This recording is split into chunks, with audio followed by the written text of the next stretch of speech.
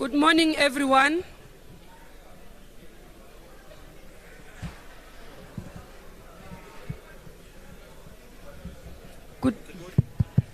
Okay. Good morning, everyone. Can we settle down so that we start?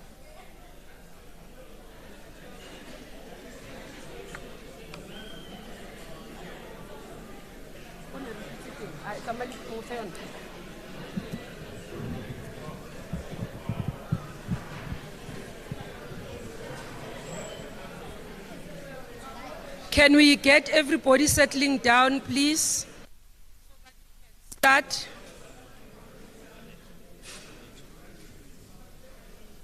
Good morning, everyone. I'm going to ask us to stand, all of us, so that we can sing the national anthem first and start our program, and everything else will follow. I'll request the people to assist us. As per the norm, all of us, we must stand. Bontate di kuane fatshe, di hutsi fatshe, so that we can sing the national anthem. Please assist us with the national anthem.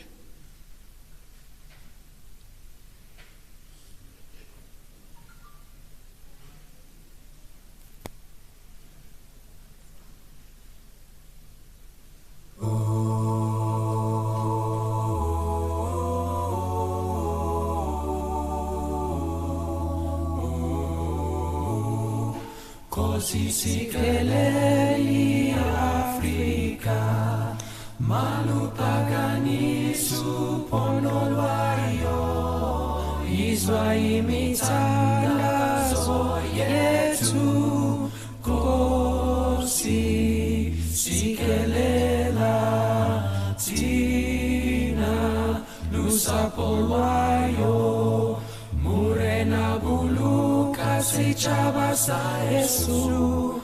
Ufedise dintwale matwenyeho, usebuluke, sibuluke, sichabasa, Yesu, sichabasa, South Africa, South Africa. They blow van onze hemel, uit die diepte van ons zeer, oor ons eeuwige gebergtes, waar die kranse antwoord gee. Sounds a call to come together, and united we shall stand. Let us live and strive for freedom in South Africa. Amen. Thank you very much. We may be seated.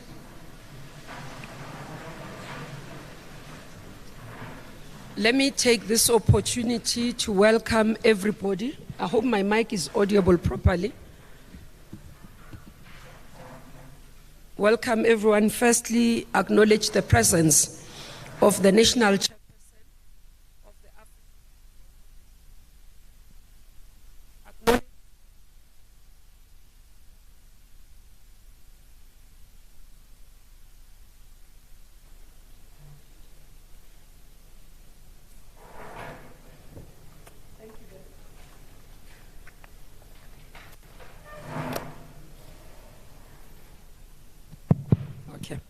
Thank you very much. Good morning, everyone. Welcome to the ANC Economic Dialogue that is focused on economic reforms and, more importantly, around energy security.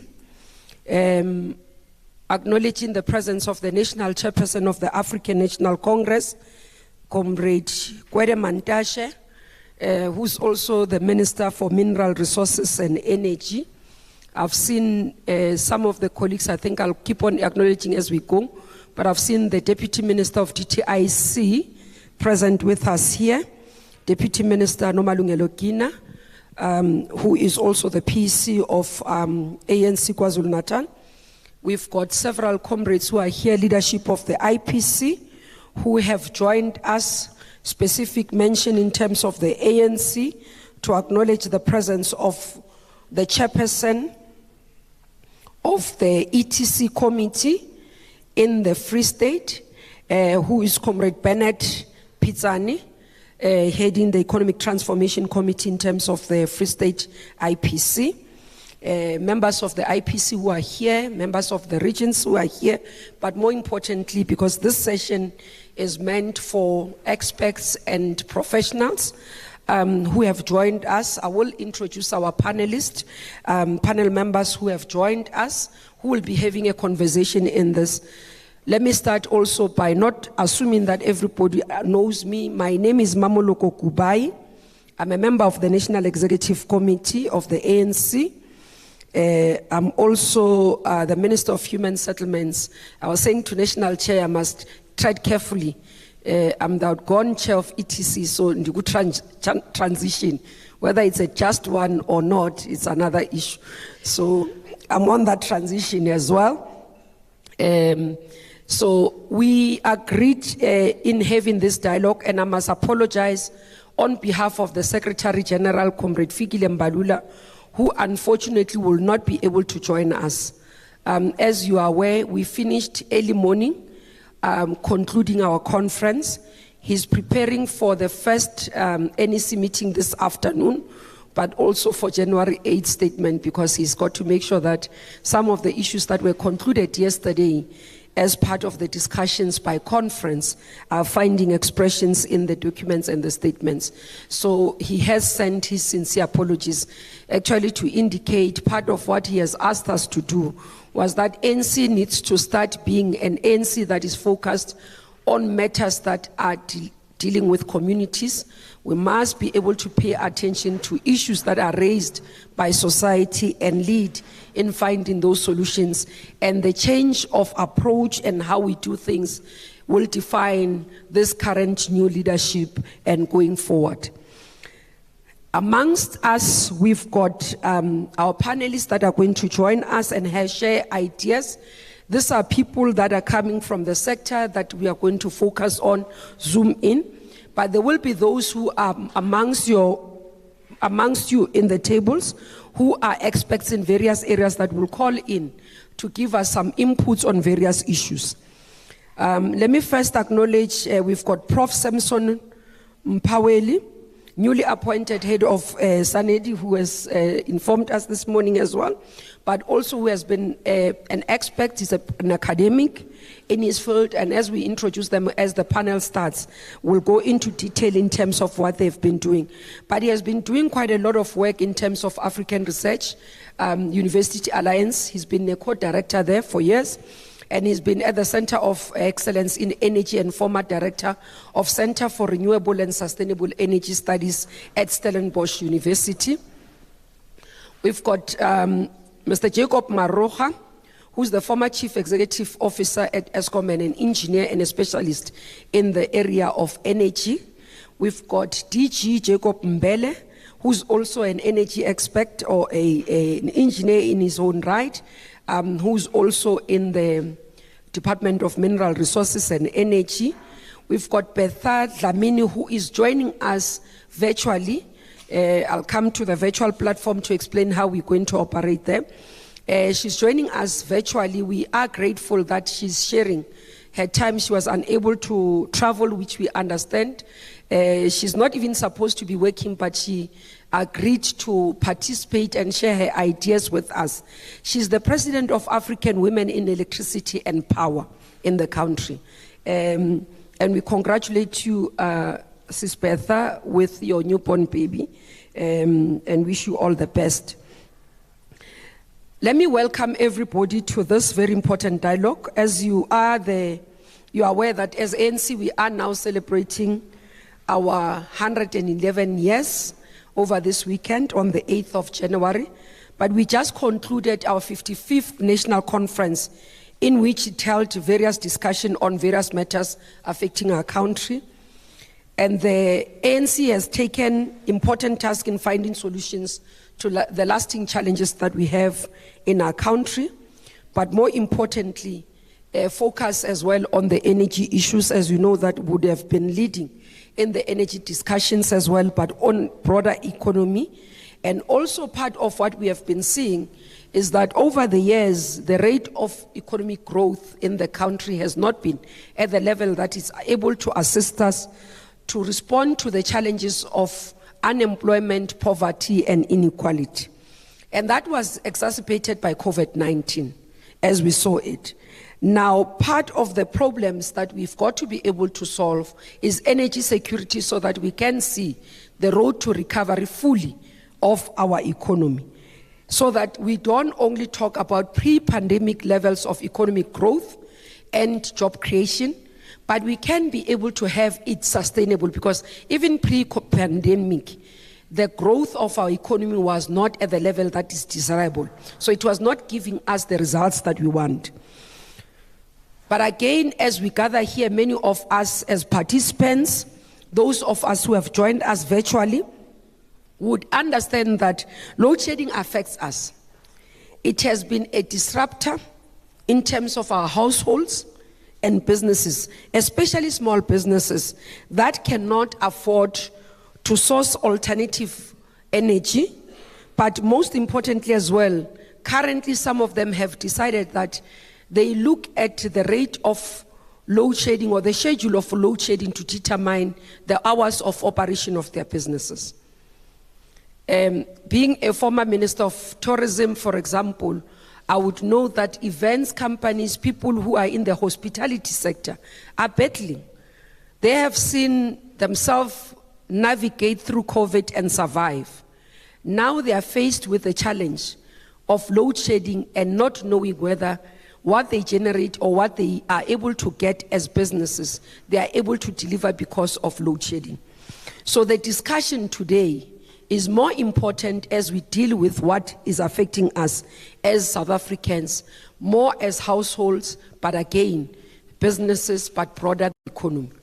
Many of us would understand, I always say, women bear the brunt. If you are a single mother, you are working class, as you know, ANC is pro, the working class, our interest is based on that and the championing of the most vulnerable and the poor.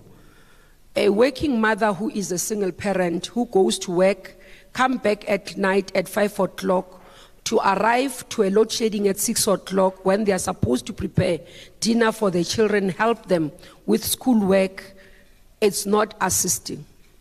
But more for women as well, they are saying to us, just not only on the economy, Minister or Comrade Kensani, it's also affecting us because GBV is rife. When there is no lights on the streets, we come back from work, we are affected, we fear for our lives. So the issue of energy security affects overall performance and livelihood and lives of us ordinary South Africans. Now, when we talk about the issues of businesses, last week, a major food retailer, KFC, announced that it will be closing some of the stores because of load shedding, and this is just one known example. Others would have seen, for example, showcasing on social media some of the stores in Wimpy not being able to pay rent because paying for generators and petrol or diesel to run the generators is expensive. So these are some of the things that are affecting us as society. And that's why from the ANC point of view, we said, let's have, because this is a disruptor in terms of our society, affecting lives, but we can't continue in this manner without finding solutions and therefore responding to the challenge that we have. And what is it that we need to do to respond to this challenge as ANC, but also ANC-led government? Now, in the discussions that we just came from, for example, and what we are looking at for the conversations today, is also around the restoration of energy security, which will be critical to lifting confidence in terms of people, but investment, but also creation of jobs, because we do believe that as we see this closing of shops and everything, it's impacting negatively on employment rates. Again, many people who would have benefited during festive season because there's seasonal work that gets to happen. But because some of them are reporting to say, due to load shedding, that seasonal work was not able to do. Now, while we're talking about this thing, and as we are going to have this conversation, it is therefore important for us to find lasting solutions to this problem of energy security. And I've just dealt with one part of energy security, which is the electricity part. But we've got the petroleum side as well, in terms of energy security around the issues of ensuring, for example, that the cost that we are paying for transportation, fuel, and all those things are not to the level that they're making the economy not to rise. So we'll have some of the people who are not in the panel but on the floor who will explain how these processes work and how does that actually explain. One of the journalists was asking me, following a comment by ESCOM that they are not able to purchase petroleum products. I think we've got some of the colleagues who are a petroleum specialist, and in those areas we can explain how these processes work, because part of the problem that we are finding and why we want to encourage these dialogues and participation of this dialogue is that majority of the time in South African context, we are having uninformed discussions, colleagues and comrades. We base on a headline, we base on somebody putting this statement, and then it circulates as the truth. When you go deeper and explain to people how things operate, it's only then they say, oh yes. So understanding, for example, as we deal with energy issues, what is critical in terms of information for us to be able to determine how we are doing things. For example, sometimes we say we get accused of selling out the country. For example, one of the people I was talking to as well was saying, no, you are actually selling out, you are taking a lot of loans and everything. Only to find if we give factual information, 90% of the loans in the country are actually in the domestic market, not in international banks. So it's those information that we want to utilize as ANC, as platforms like this, not only for ourselves and our members, but for communities at large, for our sectors at large, to be able to share experts, to be able to share with everybody in terms of these platforms, to say this is the reality and this is what is happening. So that as South Africans, when we take decisions, government able to understand the rationale behind those decisions. Some of the people have said previously that ANC does not seem to be taking discussions from informed positions. So almost saying that those of us who are general dealers, having generic expertise, we can say we are political leaders, but we have our own areas of operation, but we are not experts in those areas. We seem to be wanting to drive the knowledge and the discussions. But the reality is that because behind closed doors we have these experts that we consult, and we felt that as ANC we need to start coming out properly, showcasing that we do not just take decisions on our own, especially on the economic space. We do engage with professionals and also make sure that these are things that we are looking at and we can take informed decision going forward. Now, part of the discussion, as we said, as we were issuing the discussion, I don't want to go into detail on other issues because we're going to process with the panel. But the issue of how we deal with sectoral and also responding to the challenges as ANC is important. I was saying to National Chair in the morning that part of what would be important, and when we discussed with the Secretary General, was that it will be important for us to have one voice, one message, many voices, so that the issue of contradictory messaging and where we stand on issues can reduce, because it kills confidence not only on investors but also on our population. So this is our starting way as the new NEC to say more dialogue will happen, and I say this on the authority of the Secretary General because he was going to raise these issues when he was going to address here, that more there will be engagement with sectors, professional, not only towards conferences or towards policy development, but as we implement this policy so that we can look at how we are doing things. Consistency in terms of our work as the organization where we stand, but also the messages to our own employees on what is expected of them to do and how to do it. So with that, colleagues, comrades, welcome to Economic Dialogue of the ANC.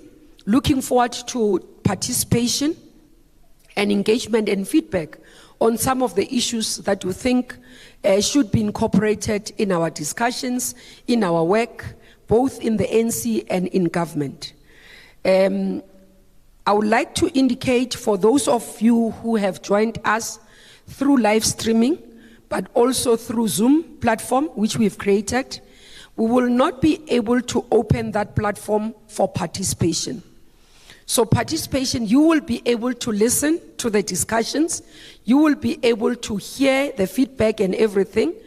When we open for people to ask questions and comment from the floor, it will be from the main venue, unfortunately. So it's the benefits for those who are here physically, who made efforts to come here, that will be given an opportunity to ask questions, to comment, but to indicate in terms of where they think issues should be. And those who are in the platform, we thought that because many of you have requested that you might not be able to come to Free State, but you would want to hear the colleagues that we have invited to be here to give their inputs and also to be able to give their comments. National Chair, I'm going to abuse my powers in the platform just to give you 2 minutes to make some few remarks. I know you are going to leave for your deployment, but I would want you to just have a comment, 1 or 2. I know you are saying no. Yes, moderator. I would want to give you just 1 or 2 remarks because I don't want to miss an opportunity that you are here to talk. I know you want to participate to hear, but I'm worried that you are going to go at some point. Now, the people who are here, they are happy that you buile.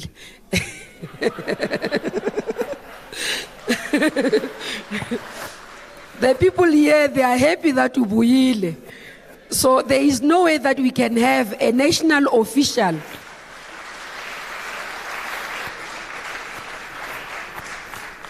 There's no way we can have a national official of the ANC amongst us and not be given an opportunity to say anything. It will not be within the culture of the organization. But also in Safudes, you support Apaku, transition school. Over to you, National Chairperson, Comrade Gwede Mantashe. Thank you.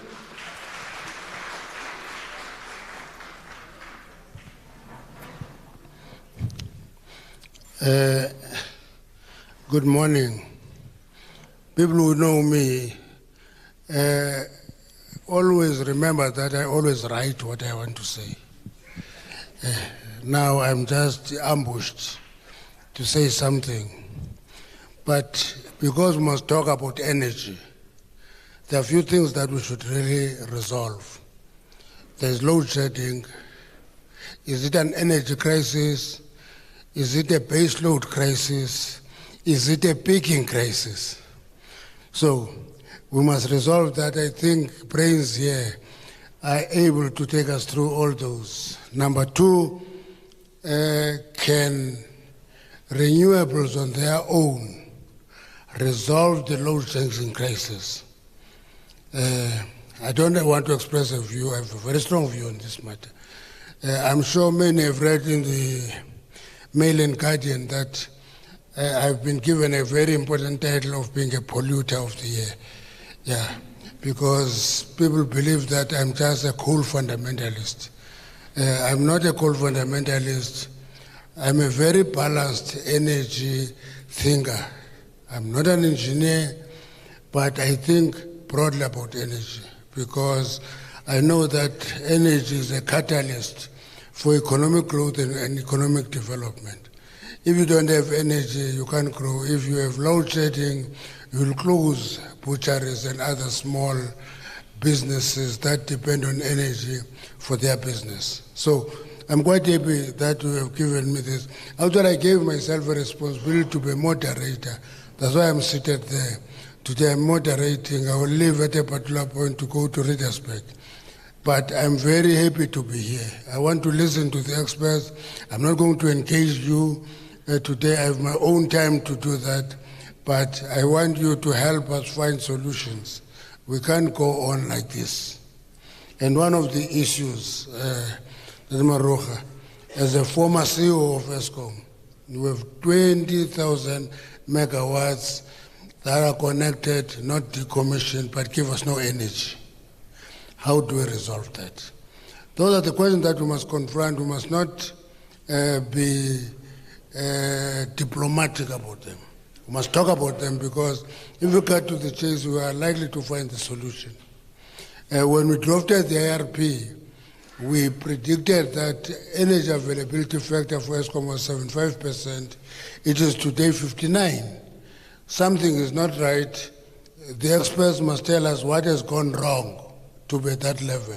So all those issues, Mmamoloko, will have to be answered here today. I'm going to be sitting there. I have a notebook, I have a pen. I'm going to be taking copious notes. Thank you very much.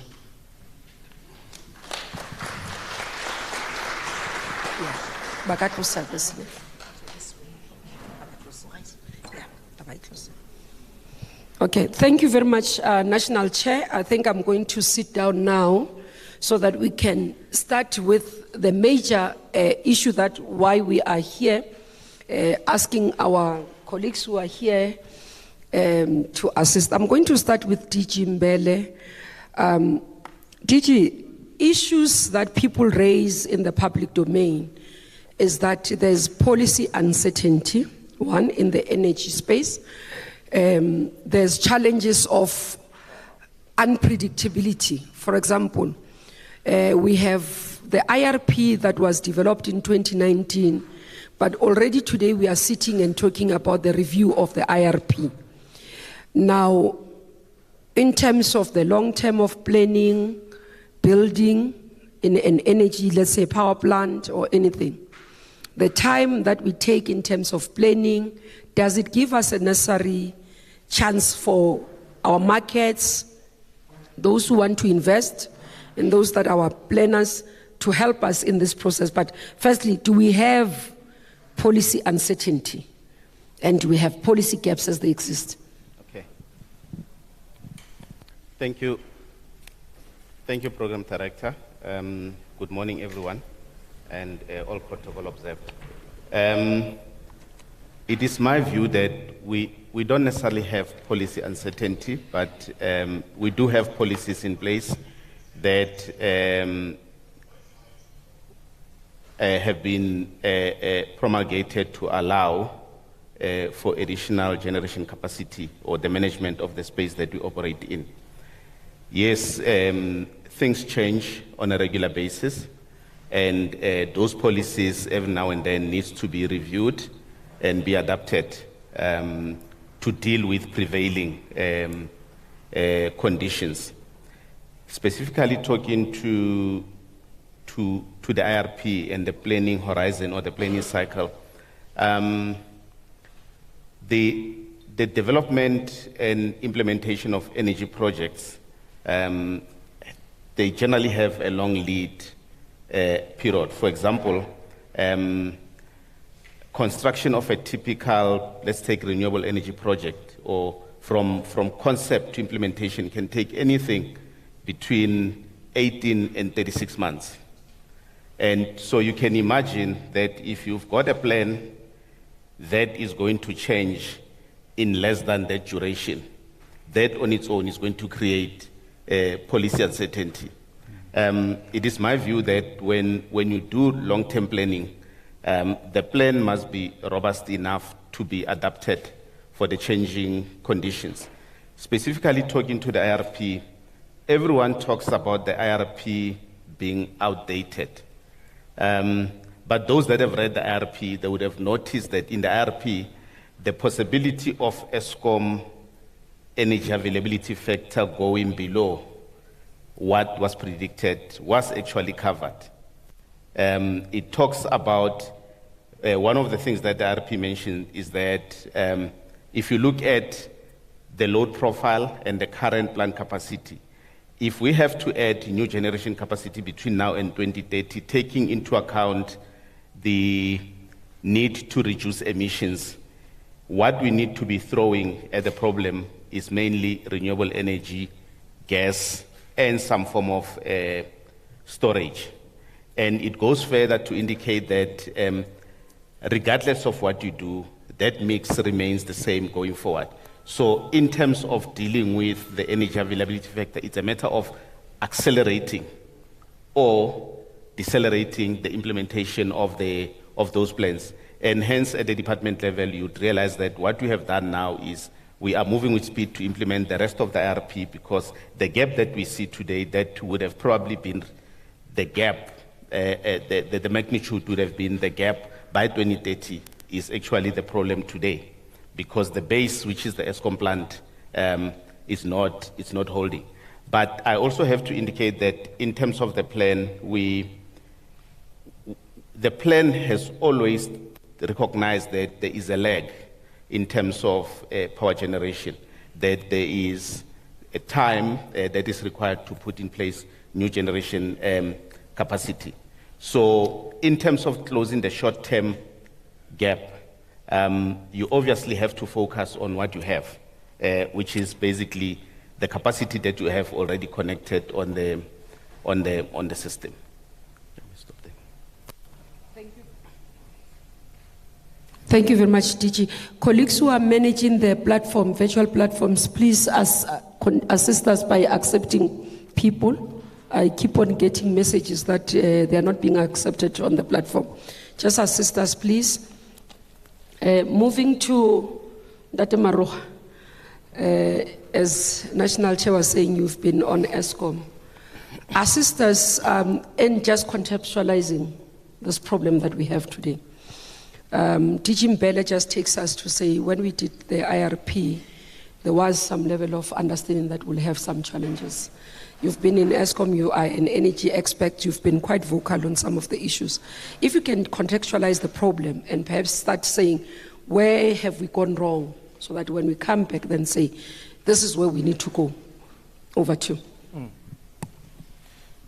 Yeah, I think contextualizing the problem maybe is also giving a context to the evolution of the energy system, which is represented by Eskom as a utility. Many of you may or may not know that in March, Eskom will be turning 100 years. Right? Started in 1923, March of 1923, so it's going to be 100 years. When you look at the evolution of the industrial development of South Africa, entities like Eskom were built specifically to become platforms of economic development based on abundant energy, cheap and secure energy. So when we talk today about economic development and energy security, we talk to the evolution, the history, and the foundational principle of the energy system called Eskom. When you go back before 1923, you find a country that is partly, industrialized, but mostly farm-bound economy. But after the formation of these entities, Eskom, IDC, Sasol, Transnet, over the first 50 years of the Union of South Africa, you find a South Africa that becomes a world-class industrial economy, beginning to actually play its role in the world. So the connection between utility companies and industrial development is very key, and energy security is at the center. And part of the formula for Eskom, up until 2002, the idea was that Eskom will produce electricity not for profit nor loss. Its main mission is to create an energy foundation on which industrialization can happen, economic development can happen.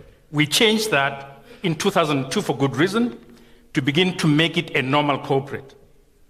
So I say those things to give the context that when we look at the energy issue, it cannot be short-term issues. It cannot be, let's solve this thing today in the next two months. It has to be, what is our economic vision? And that economic vision that must be underpinned by the energy vision that the energy system should give. Now, coming back to what is wrong today, and I think just to summarize that, going into the detail. What is wrong today is that we've got a baseload coal-fired power station of Eskom, which is supposed to perform at an expected percentage of about 70 to 75%, and is actually operating at 50%. Any other discussion, unless you deal with the solution to that crisis, any other thing will not bring us closer to a solution. So we need to firstly acknowledge the nub of the problem.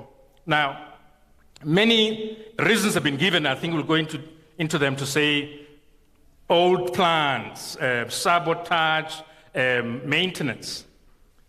However, whatever the problem is, for me is, unless we solve this baseload crisis in the short to medium term, we may not see even the long term. We may not even see the transition.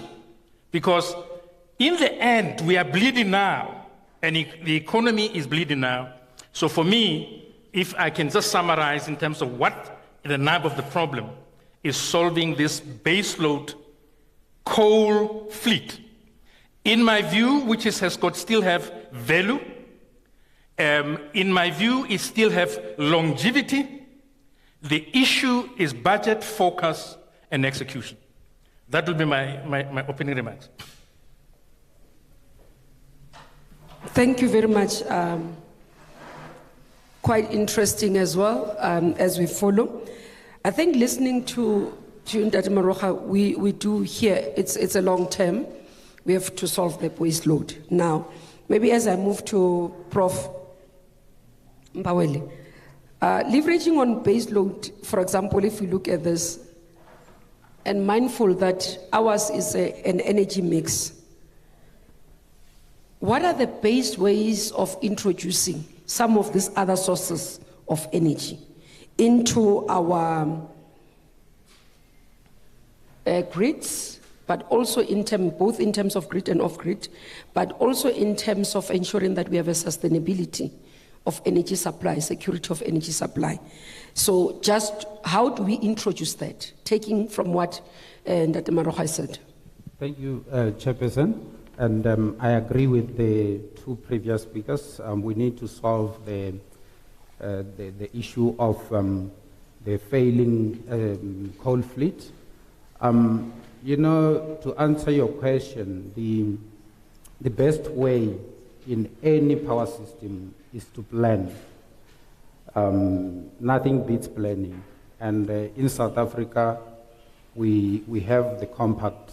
The DG talked about the integrated resource plan, which is our compact, because it goes through a robust planning process where we look at the cost of generation for the various technologies.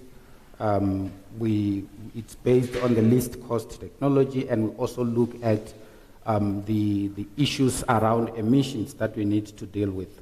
And those are some of the key aspects that go into the IRP. There's quite a lot of other aspects that we look at when we promulgate the IRP.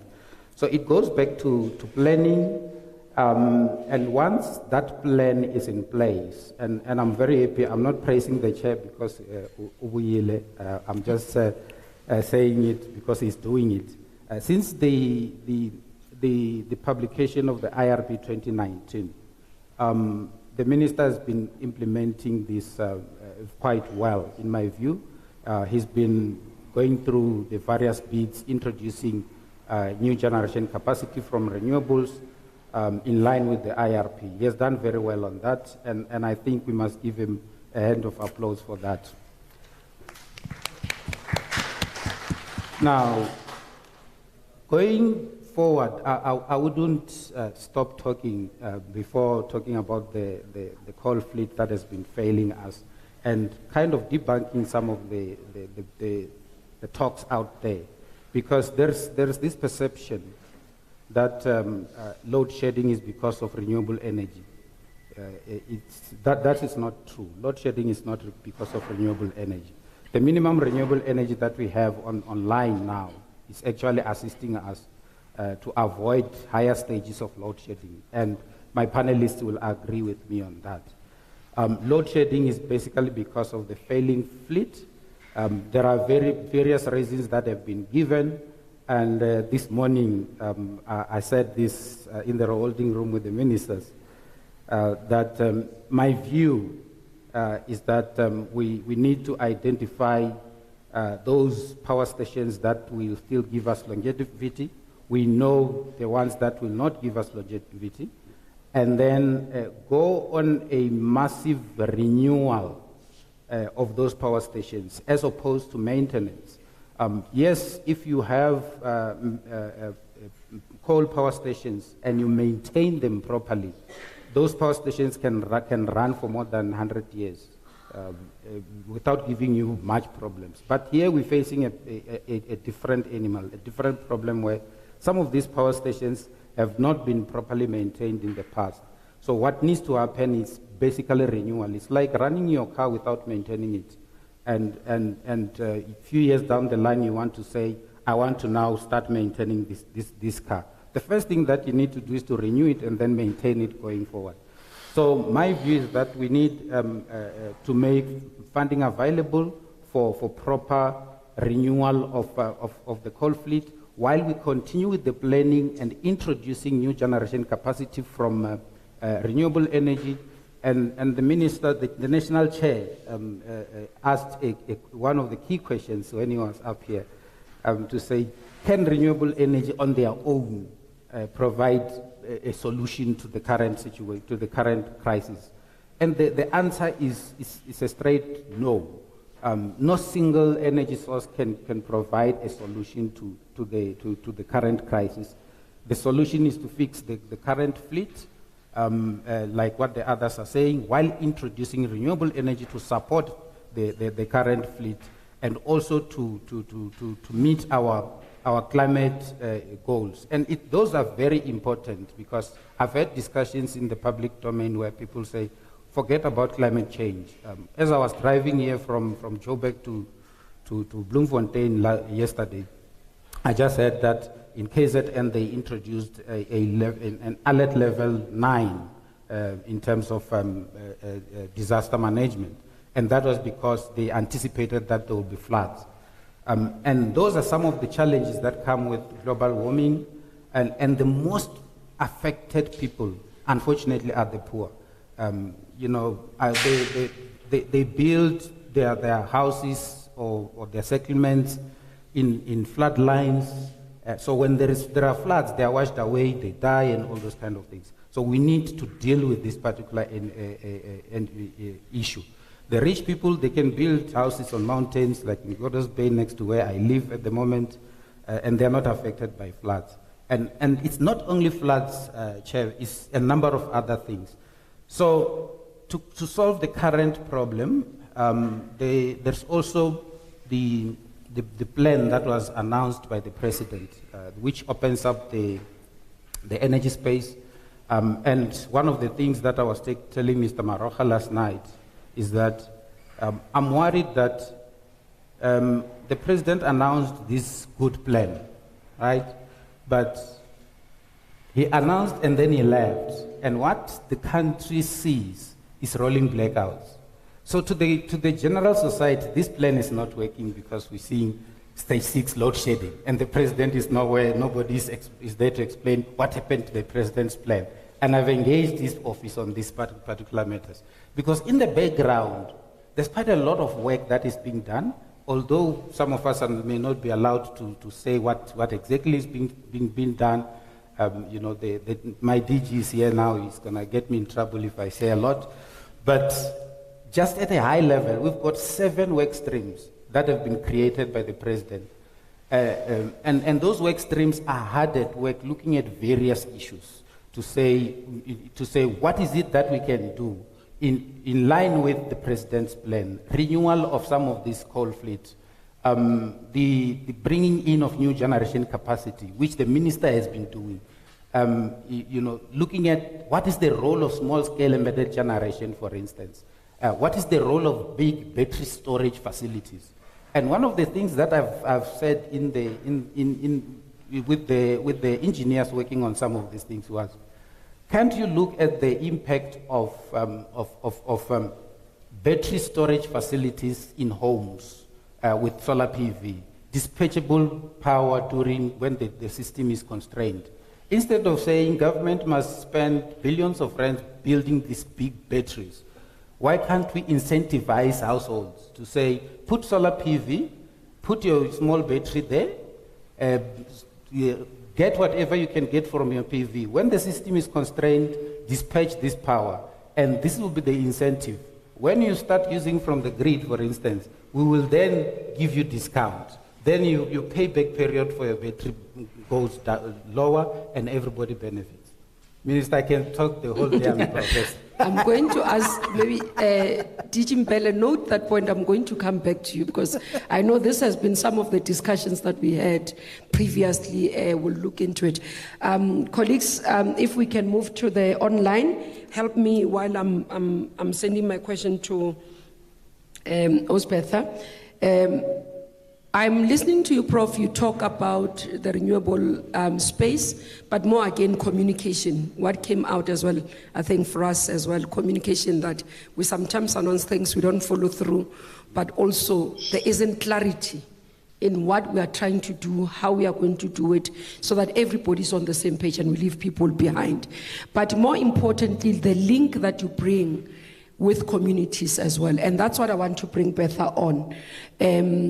That as we talk about, for example, the issue of base load, moving away from the issue of just transition, for example, that when we look at coal mines, coal plants, in terms of job creation, is huge numbers of people that get employed, but also communities as we're talking about the value chain. Now, how do we ensure, especially as an organization that is led as of electrical engineers of women, but more around community involvement? If, Betha, you can tell us about what are the things that are concerning in those areas as we deal with issues around just transition, but also around the energy availability factors and energy security. Thank you very much, and all protocol observed. And thank you to the colleagues that have already painted the context for the conversation, especially around the key considerations of our energy security conundrum.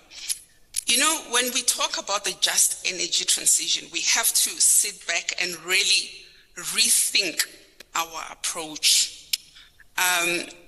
We get the sense that South Africa is hastily, almost wanting to be a leader in just energy transition.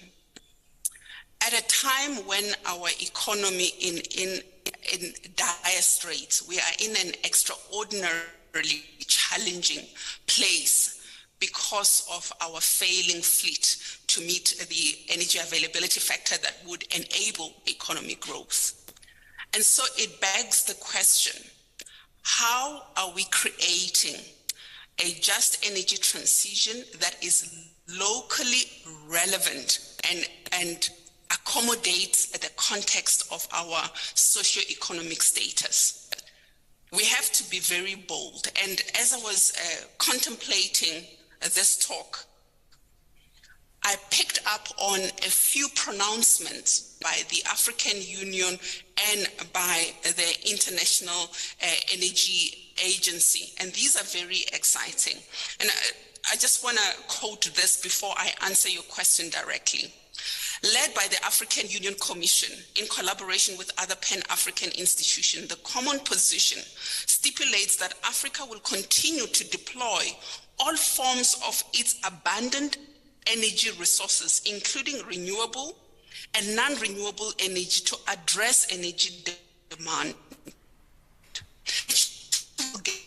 Gas, green and low carbon hydrogen, nuclear energy will therefore be expected to play a crucial role in expanding modern energy access in the short to medium term, while enhancing the uptake of renewables in the long term for low carbon and climate resilient trajectory.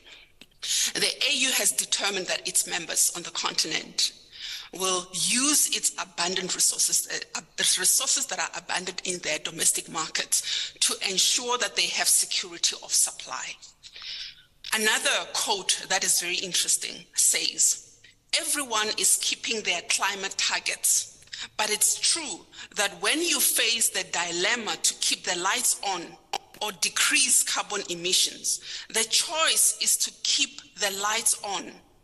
And this was stated by the International Energy Agency as Germany was contemplating resuscitating its coal-fired power stations to deal with their energy crisis.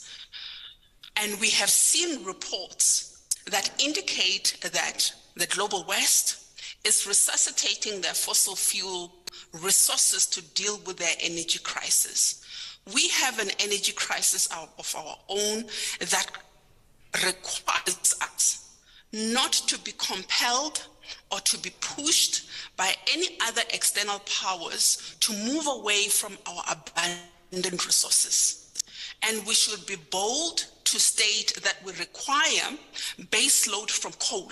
We require that to resuscitate our economy, to safeguard our economy, because there's a direct link between electricity sales and economic growth, as Mr. Moroka has already highlighted. And so we cannot be unclear or uncertain or give mixed messages about where we stand as a country. We are in a place that is scary from an economic basis. In fact, you want to ask, what part of our soul must be reignited for us to boldly stand by the policies that we have put in place and execute them steadfastly to ensure, to secure our economic growth? Now, this brings us to the question that you have asked. When we have determined our position, and we have boldly stated that we will use the resources available to us to boost our base load, to boost our generation capacity, we can communicate a very clear message about the shape of our just energy transition. The just element of the transition, the energy transition, only our communities, because we have a tendency to assume that the professional community understands what the just energy transition is, and it is not true. We need to roll out a nationwide just energy transition orientation and I'm not sure what's campaign. happening with that. Private sector. Can you still hear me? Yeah, it was a bit breaking, Am I Bertha. Yeah, we seem to have gotten you back. We're fine. Okay, proceed. Okay, need to roll. Okay. I'm saying that we have a tendency to assume that the professional community understands in detail what is just any roll out an orientation and an education campaign that educates our citizens on what the just energy transition is. The just element or the just component of the energy transition also touches on climate justice. South Africa does not feature in the top 10 of global carbon dioxide emitters. And so the program that we execute should not match those of the industrialized economies that are emitting a greater percentage of carbon dioxide. We should look at a locally relevant just energy transition that recognizes the share of burden of emissions with our trading partners and also recognizes the beneficiation of the resources that are abundant in our domestic market, empowering our communities to participate in the value chains as value-adding enterprises, as employees. We should not be hasty to communicate a message that threatens employment in the coal mining sector, threatens employment in the agricultural sector, in the networked industries. We have to be very clear in our pronouncement to ensure that our communities are secured, that they will not be put at a disadvantage because they're already suffering with state of economy as we are. So how do we do this? In the energy sector alone, there is over 20 industry organizations that are looking at various segments of the various value chains that drive energy generation, transmission and distribution. Sure that we communicate messages that are contextually relevant. Currently, what we have communicated and what we are communicating and what we see, a transition that matches what the West requires of us in order for us to secure grants or concession loans from them, but not plans that are relevant for our local markets. I'm going to ask you to switch off the video, Bertha. Maybe it can come back because you keep on breaking now. I don't know if you are done. Okay, we'll come back to her if we can just sort out and communicate from the technical team. And then I'm going to ask just one round to the panel. Members of the party or the participants can be ready with their questions. We're going to have roving mics on the floor.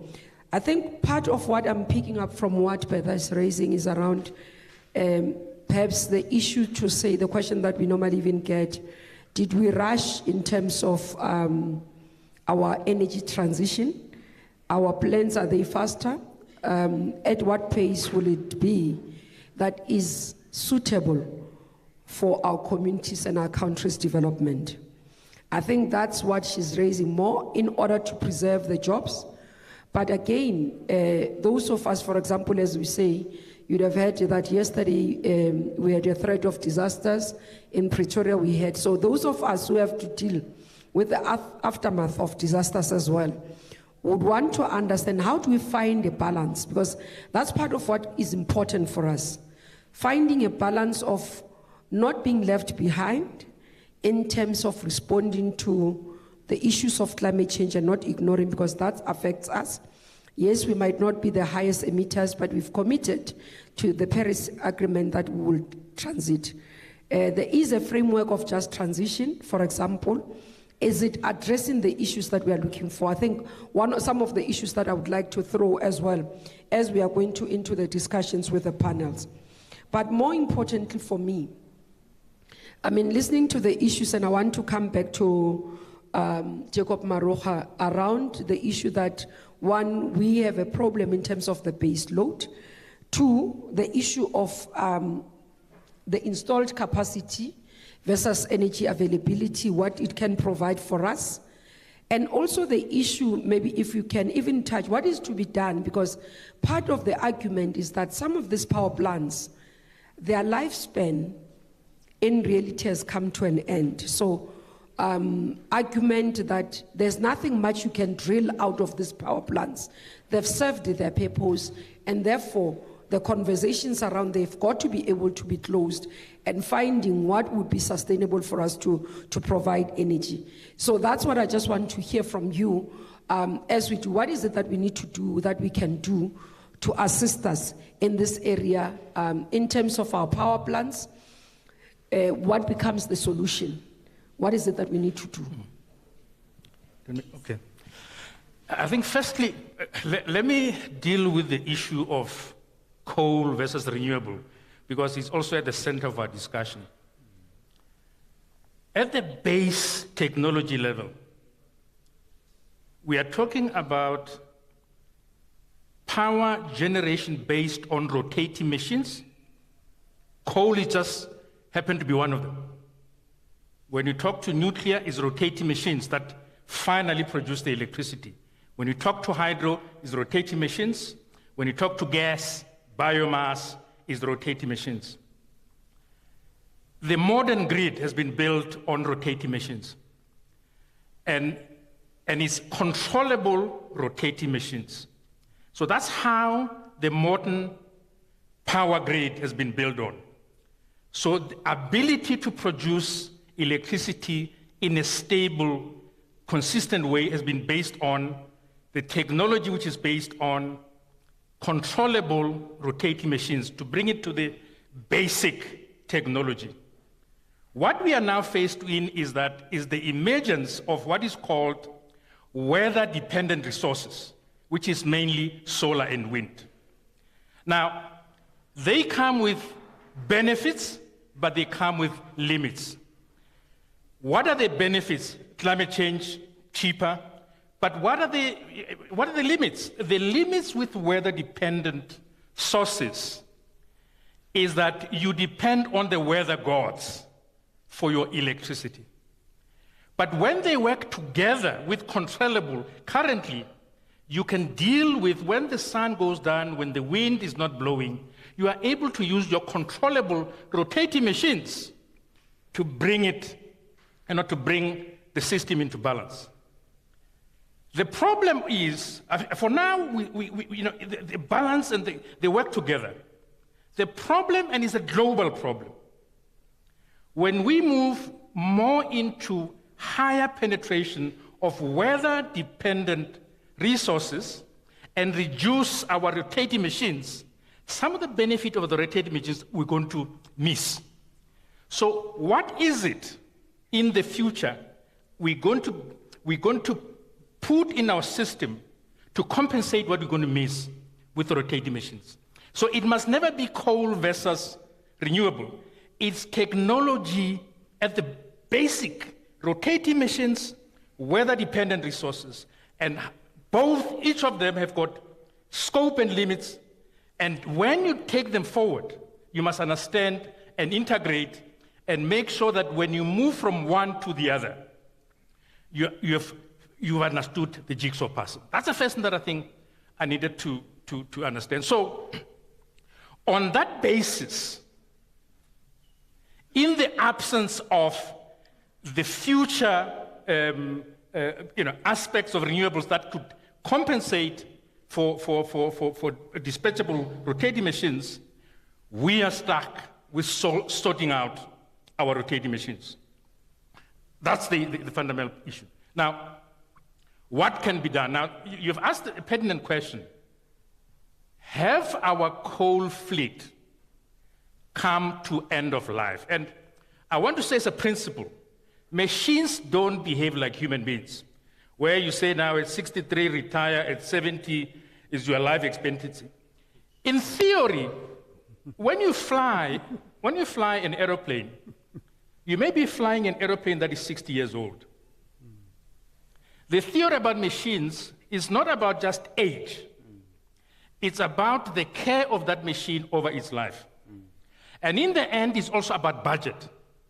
Of course, as they get older, they may need more money, but as long as the economics make sense, you can keep it going as long as it can run. You go to Cuba, you'll see motor cars that are 60 years old because they've built an ecosystem in Cuba to run old motor cars for a long time. So our average fleet is not old in the bigger scheme of things. The question could be, did we take care of them properly? And what will it take to make them to to improve from the current average of about 50, not 59, National Chair. We are now almost at 50%. To take it towards 70%, because if you do that, you bring enough capacity to deal with most of load shedding. For me, it's, let's remove the issue of age. Let's say, what will it take technically to bring this machine to an acceptable level of performance, both from a budget perspective, a resource perspective. And lastly, and I think this is another thing that I think is emerging, while you can have the money and the technical expertise, the management ecosystem of our generation capacity needs to be looked at. And it's an ecosystem, not just managers here, it's an ecosystem to be able to understand the machines, to interface with the entire coal industry. See, Eskom, its coal requirements is almost 50% of the entire coal production of the country. Eskom as a generation entity is the 10th largest.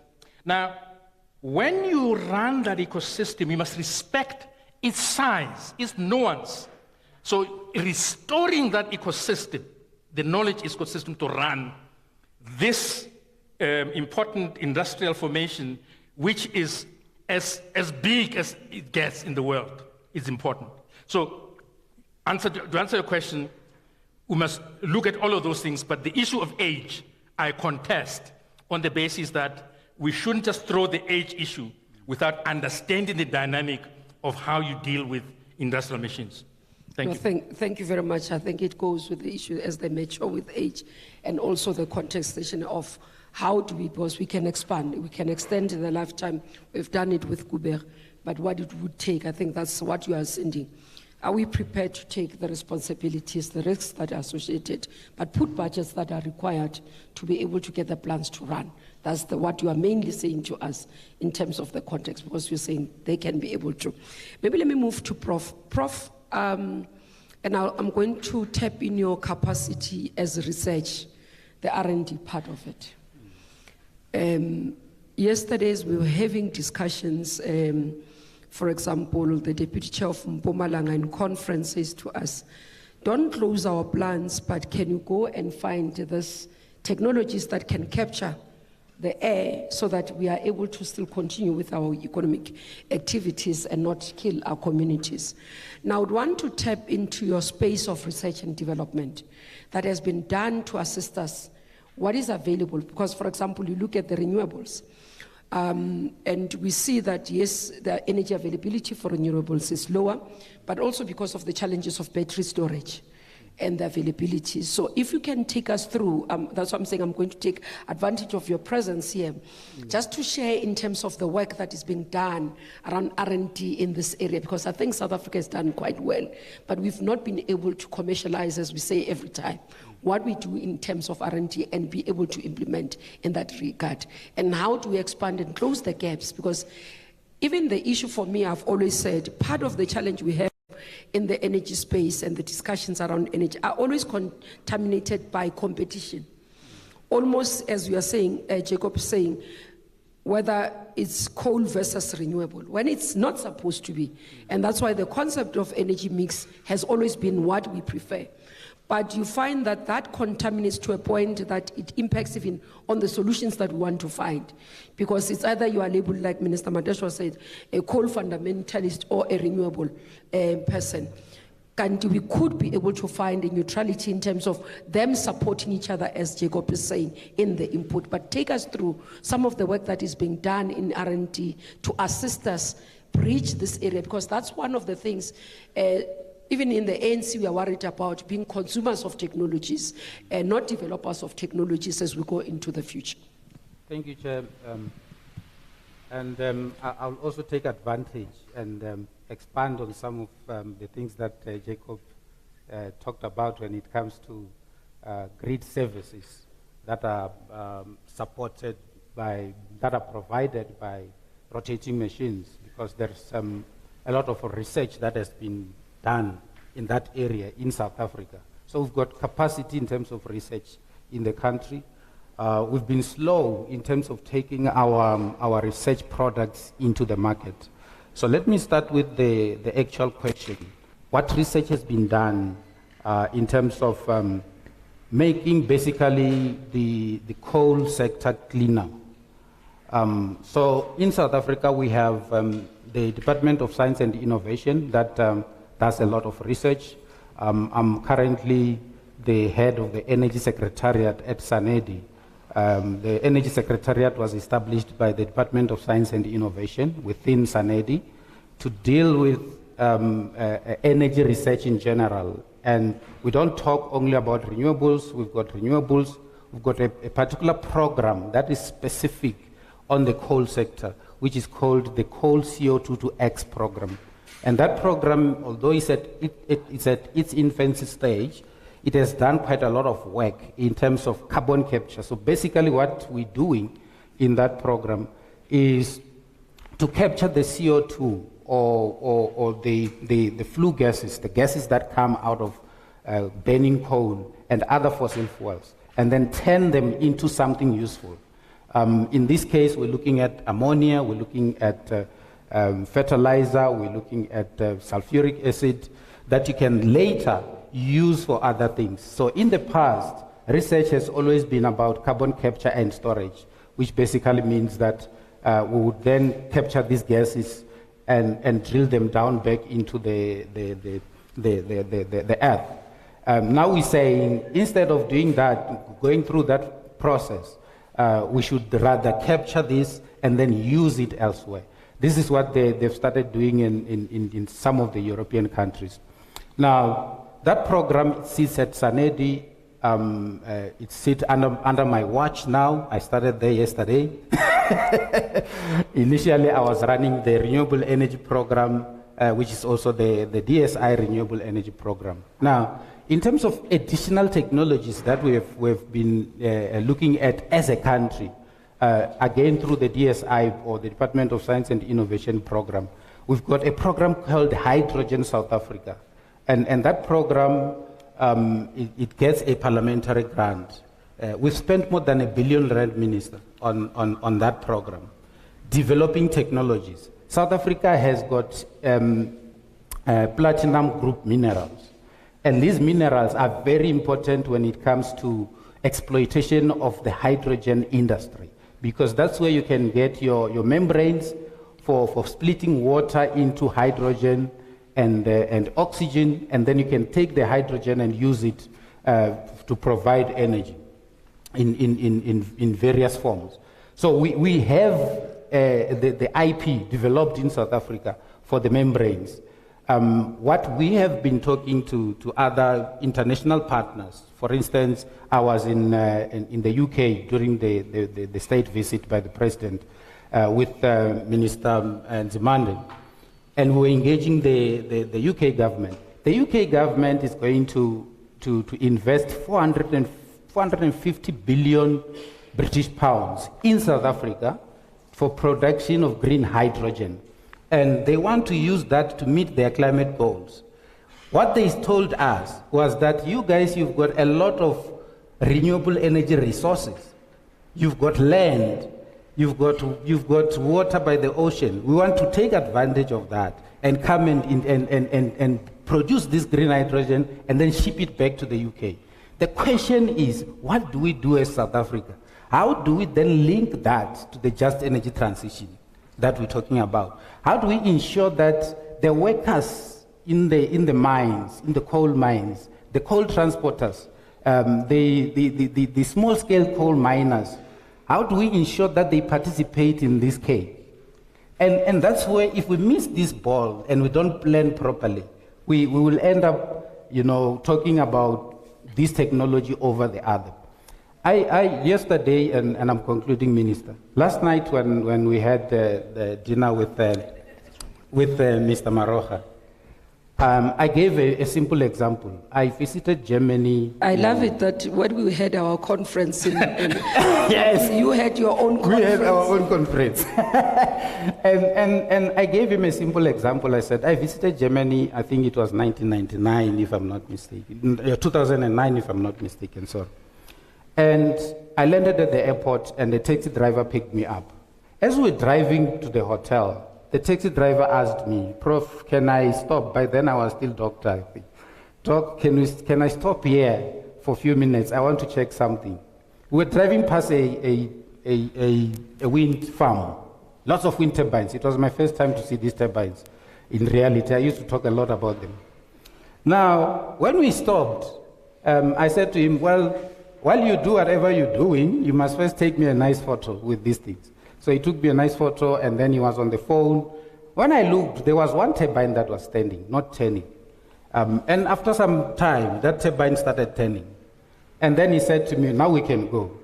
As we were going, I said, but what's happening? Then that taxi driver said to me, we had a scheme that involves people when we build these turbines, where we formed, in South Africa, we would call them cooperatives, where we formed these cooperatives for the workers that were impacted by what we were doing.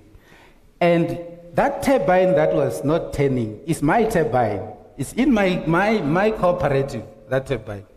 Now, what are we doing in South Africa? We're disrupting the sector, the energy sector.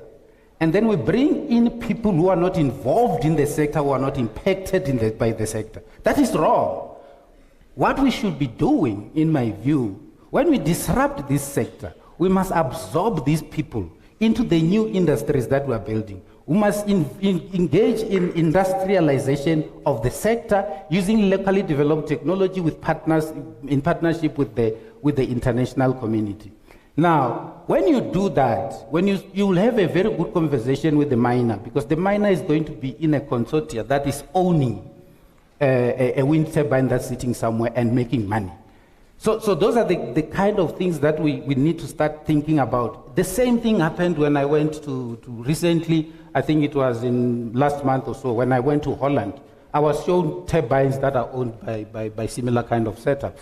Now, I was saying last night, we have the DFIs, we have the DBSA, we have the IDCs of this world, we have the PICs of this world.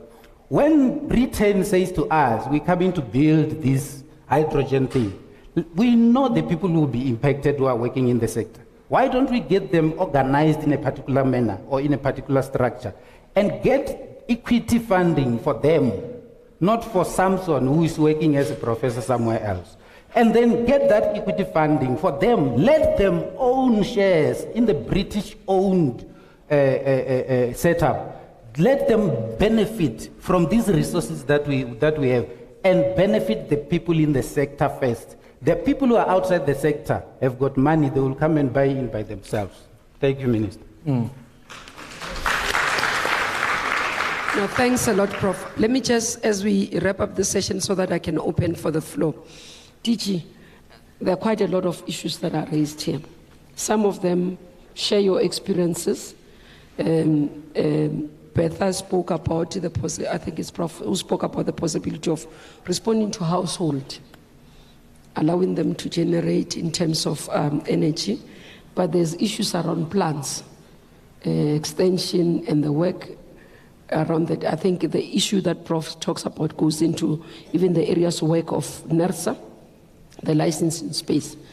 But I know you do quite a lot of work in terms of energy, because sometimes it's not known that the Department of Energy still does off-grid solutions for household. At some point you did incentives as the department. When we had challenges around solar and alternative, I think there's quite a number of issues that are here. Maybe just share with us what is the department and what, from government point of view, has been the interventions that are supporting, while we're going to open for the floor and get Beth as well to make some comments. Okay. Maybe let me, in terms of the space and opening up for the public, what the department has done over a number of years was to open up the space and ease the requirements in terms of people putting in place their own power generation or generation capacity. And I guess many of the people here will be aware that in some municipalities consumers are already able to sell whatever electricity that they have back to the utility. I think Cape Town is one of those municipalities where you are able to do that. There are discussions because the current mechanisms that are in place are almost what I'll call like a zero-sum game. There is not necessarily a return in terms of what you get back from the system. We are currently having discussions around issues of net billing, net metering, and as well as feed-in tariff, which will then enable us to actually encourage or stimulate or make it possible for more people to put these solutions on the roofs. I'm also aware that a number of banks already put in packages in place for those with bonded houses to be able to come and allow you to put rooftop solar PV, including battery storage, and for you to be able to sell access to the grid. So there are discussions in that regard. In terms of deploying the technologies for the users, I mean, the government does fund a program where specifically in deep rural areas where we provide, without additional cost to households, solar panel and battery for rural communities that are off-grid. So there are already schemes like that. There is a scheme that the department is working with DSI to pilot in KZN for a microgrid, which is based on fuel cells. So there are a number of initiatives that are being looked at. And maybe just to touch on the point that the Prof has raised around allowing for participation by local communities. In the current renewable energy or the current independent power producer programs that we do run, I think it's important for one to highlight that using the triple PFA, one of the requirements that we've put in place is that all those projects must minimum have 49% local ownership, the joint venture. That's the one part. The second part that we insist on those projects is that at the present moment, I think it's about 5% must be women participation. We also insist on local communities within a certain radius of those particular projects. What I think we need to focus on and we need to put our minds together around is in terms of the funding that you are talking about, because the reality is in a lot of these projects, people will be included, but the fact that people don't have the capital to put into the projects, they depend on either the project owners or other sponsors to fund them. And the reality is that people then go for 10, 15 years without necessarily getting anything from, you're part of the ownership, but you're not getting anything from the projects. So those are some of the discussions that, as you rightly indicated, that we should be having with the DFIs to say, how do we make sure that we improve on this? With your permission, Facilitator, I just want to also comment on one issue. And this is the issue around how we really engage around the solutions in this space. I think the debates get polarized because we tend to pit, I think rightfully, as was indicated, one technology over the other. I think from a department point of view, we don't really necessarily want to talk about renewable energy. Renewable energy is one form of clean energy. We prefer to talk about clean energy sources. And once you talk about clean energy sources, it's renewable energy. You start talking about nuclear. You start talking about the possibility of putting in place mechanisms to allow fossil fuels to play, but in a cleaner form. So the discussion and our view is to say we need to move to cleaner forms of energy. And when we start looking at it that way, it opens a space for innovation, because then it's not basically closing out or locking out other solutions that are potential solutions. Thank you. Thank you very much. Okay, you want to say something? Yeah, no, I think there are two issues that the colleagues have said, which I think is an important. We shouldn't disadvantage Bertha because she's on virtual. Oh, okay. So we must make sure that we also allow her. Yeah. But proceed. So I think the biggest issue in South Africa in the just transition, we've put coal as a problem. But for instance, the green hydrogen, right, can happen independently of other things, because what you are doing, you are using your resources to produce hydrogen that becomes an international commodity. And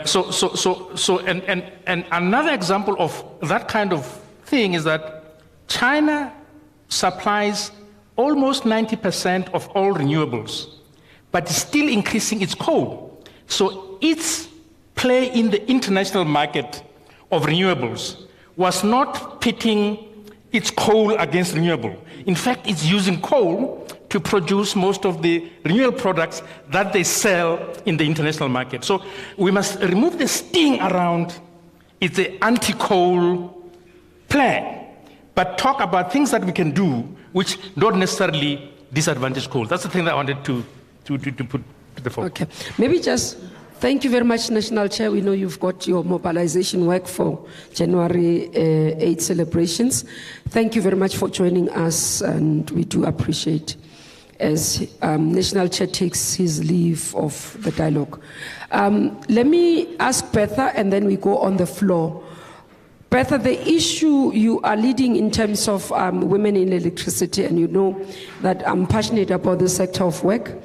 Just tell me, are these conversations, and share with us, are these conversations held with this important stakeholder, and what are the issues that are coming through? Colleagues who are having the roving mic, if you can start indicating where you are, so that when I come back from here, I'm able to move into space. Do we have Bertha online?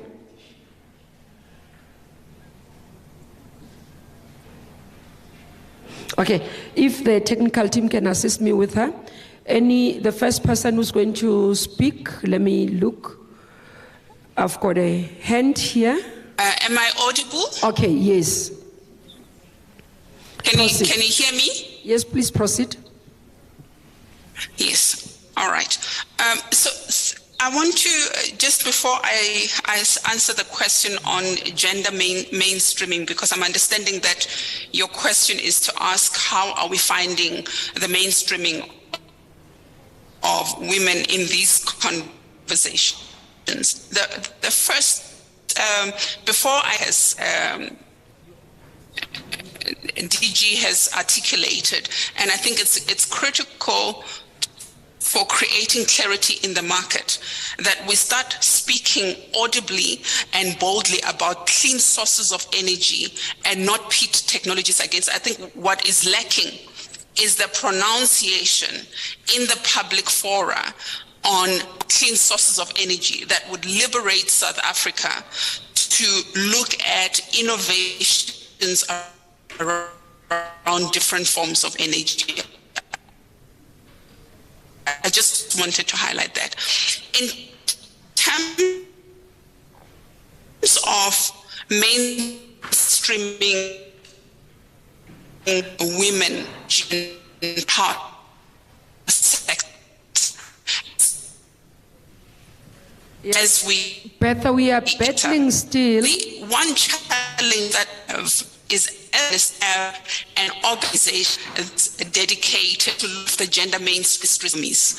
There's a perfectly, I'm worried that you can't hear me. Yeah, we are actually battling because you break through, like we can't hear full sentences. I'm not so sure whether it's us this side, it's your network. Let me just, I'll give the floor to those who want to participate. Can I ask Sidiso to make some comments on the petroleum side as well? I've got two hands, actually three ladies. 1, 2, 3 that I've noted. Okay. And for next to Sidiso as well. He will make, okay. Where are the roving mics? Start there at the first. So I've got 4 hands that I've noted, and then I'll come to the next round. Please introduce yourself and then get to the point. If it's a question, do indicate who is the question directed to. If it's a comment, but also I'm going to request that we don't deliver keynote speeches get to the point within a minute so that we can have more conversation with everybody else. Thanks.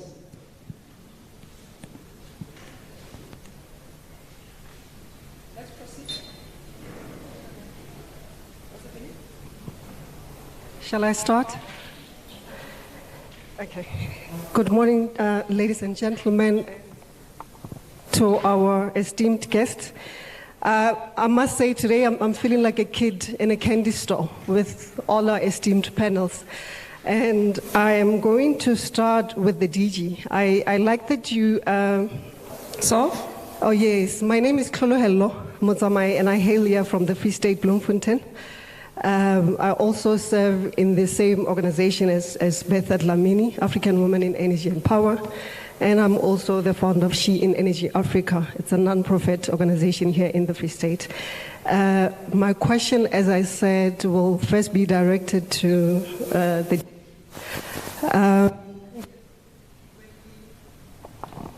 something. I think the development with the legislated market through the Renewable Energy Independent Power Producers Program, the bid window 6, where we've just seen now the legal signing of these IPPs. It's exciting. We are in the Free State, and ours, as it stands, it's still much a healthy grid. We have constraints in the Northern Cape, but the Free State, in terms of grid capacity, is still sitting very much healthily. And it's exciting to hear how 40% go to local companies, 5% to women-owned companies. But we have case in point through the Northern Cape. It is not the case. Everything is just on paper. But years later, we still have startups in the energy sector where we're not benefiting from. And then my second question, also the DG, where he made mention of net metering solution, and I would be. Yeah. Okay, let's. Is this audible now? I'm slightly nervous. Yes, and you mentioned the talk on net metering solutions, tariff setting, but the reality also with that is when we talk SSEG, there's contention through our municipalities where you come in as a startup or an entrepreneur in the energy sector, solar, PV. The contention is around revenue loss with the municipality. And I'd just like to hear your input on that to say, how do we address that and how do we start working with our municipalities to see that we are not the enemies here, but we are actually working for a common goal? And then the last question will be directed to Prof. It's with the regulation on energy performance certificate, and I think we can't talk supply without addressing, demand. And energy efficiency, it's still very much integral to energy security. And I must say, it was slightly disappointing to see how now, with a regulation that was mandated in 2020, the policymaker DMERE came back to say that a deadline that was supposed to be on the 7th of December has now been extended with additional 3 years, on energy performance certificate, and it's just through a spanner in the works. And I'd just like to know what informed that, and what some of the things that were taken into consideration to have such a lengthy extension with this regulation. And last but certainly least, still on Prof, from an R&D point of view, microgrids. We talk green hydrogen, it's exciting, as a feedstock with the production using renewable energy VREs. But can we talk the just transition without talking energy poverty? And I think with the knowledge that I've gained so far in terms of microgrids, I see the technology being able to address energy poverty. And I would also like to hear Professor's thoughts on that. Thank you. Thank you very much. Number 2, next table.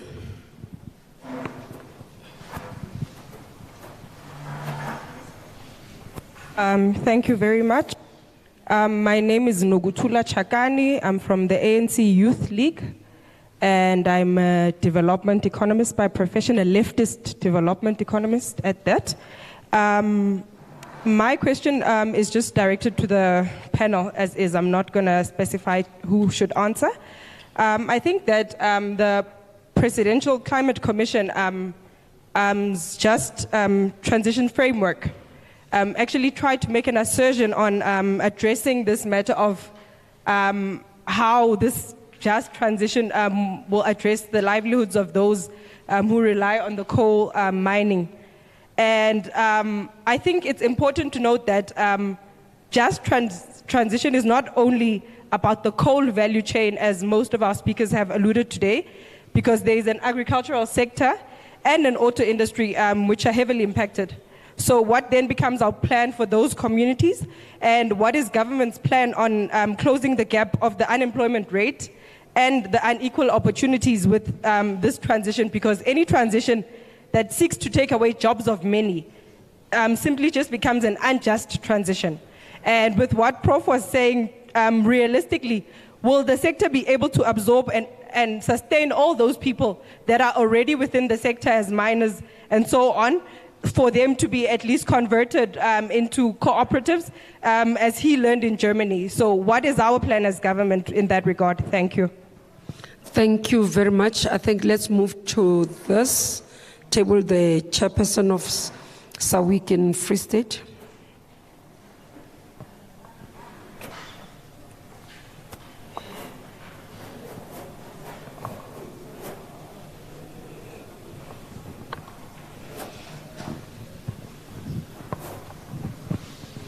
Thank you so much, Minister. My name is Palisa Mfuke. I'm the former chairperson of SAWIC in the Free State.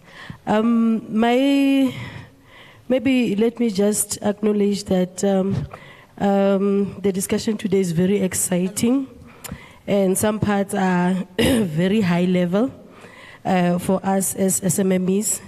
However, as a leader in the society, I just want to maybe ask if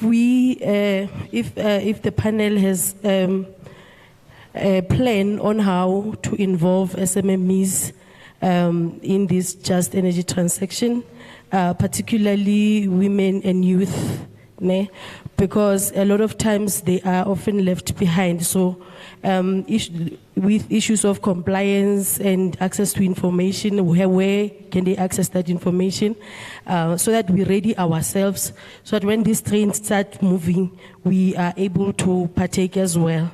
The other thing is that maybe I can just highlight that as SAWIC in the Free State, we are more than willing to partner with whoever for the benefit of our women in the Free State. So as and when you are looking for these strategic partners and SMMEs, please do consider us, and we can give you our details so that we can. In fact, we are looking forward to partnering, not for only ourselves as women, but for our kids as well. Thank you. Okay, thank you very much. Let's move to the next hand. Next to Tsiriso, the gentleman next to Tsiriso, if we can give him. OC, turn back, please. OC, oh, the mic, yeah. I thought you were giving that table. And then we'll take last one at the back. That, yeah, yes. And then behind him after that, that will be the last ones, and then we go. Thank you very much for the opportunity to ask question. My name is Rodney Mapanga from Black Energy Professionals. Can we increase the volume? Thank you. Thank you very much. My name is Rodney Mapanga from BEPA, and I have two questions. The first one, I just wanted to understand what is the ANC position on ESCOM unbundling. When will the bill become a law? And then the second one is on localization. As well, I wanted to understand the position. The position of the ANC in terms of localization, because we see that the minimum requirements has been now been eliminated. Is there anything which going to be done with that, because it worries us as a BEPA? Thank you.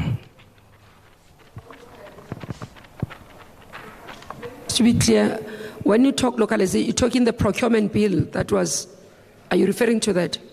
Or just general localization in terms of procurement? Yeah, I mean, in terms in energy, because for instance, there's a bill which is before Parliament for oil exploitation, but now with that, there's a 5%. There was a 5% localization requirement, but now it's about to be removed. So it's specifically in terms of energy. Okay, no thanks. Let's move on. Thank you. Thank you. Thank you very much, Chairperson. My name is Loisa Kyabashe. I just have a few comments, not a question to any of the panelists. My comment is related to the word I had list the most today, which is nuclear. Today, the cheapest and the most reliable plant in the South African grid is Kubayi Power Station. And I think it would be very much uninformed if we were to not amplify the word of nuclear to form central part in the integrated energy plan going forward. I know it does feature, but it does not feature strongly. So I think nuclear as one of the energy sources is an energy source that needs to be embedded fully and drive this economy. Just to give an example, if any one of you can visit the International Atomic Energy Agency website today, the section called Power Reactor Information System, you'll notice that in the world there's about 422 nuclear reactors operating globally.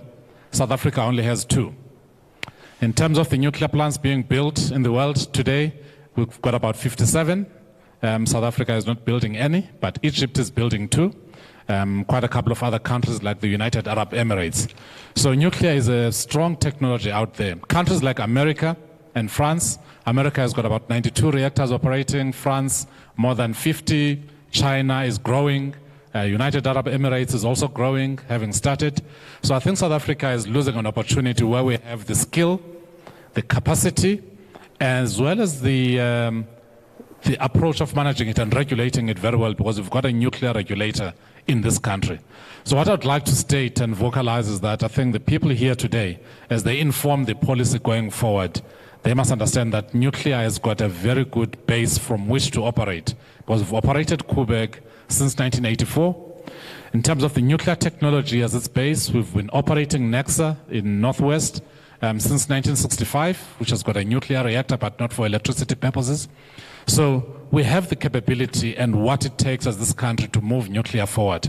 We've had an exodus of nuclear skills from this country abroad. Around 2005, we had many of our colleagues leaving South Africa to go to the UK to help the British with their nuclear program. Recently, we had an exodus to the United Arab Emirates, where we have got about 200 South Africans having left Kubayi to help the Emiratis to build 4 nuclear power plants. And we still complain about not having skills. I think we need to think twice and make sure that we broaden the base and make sure that we develop our capability in developing or in generating cheapest, cleanest base load electricity going forward. Thank you.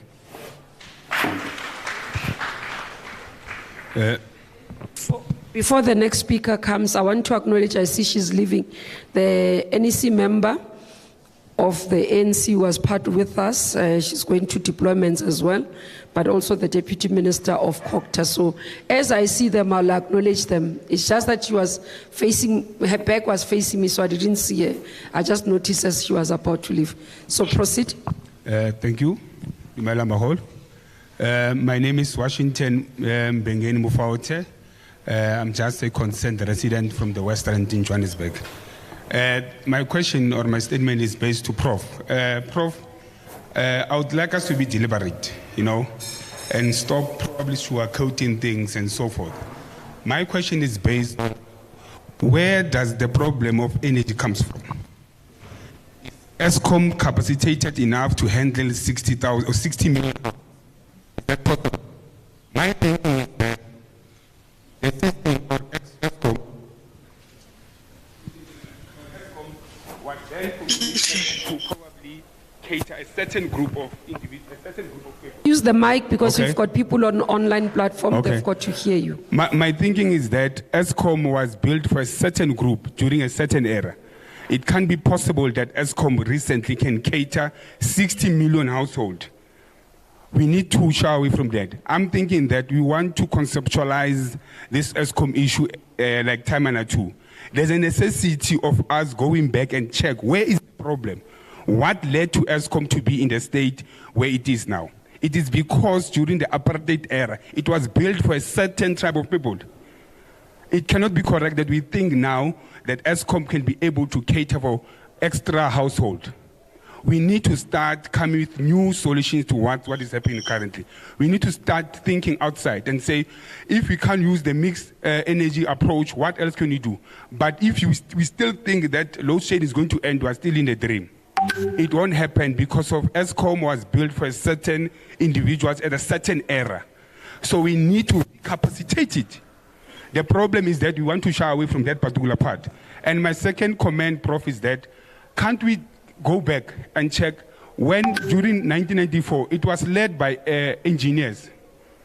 So we need to shy away from probably deploying people probably from private sectors to come and lead ESCOM with private mentalities, but rather invest in engineers which knows the day in and day out of the running of ESCOM. Because if we then employ someone who's not capacitated to run that particular entity, and then it loses its gist. I thank you.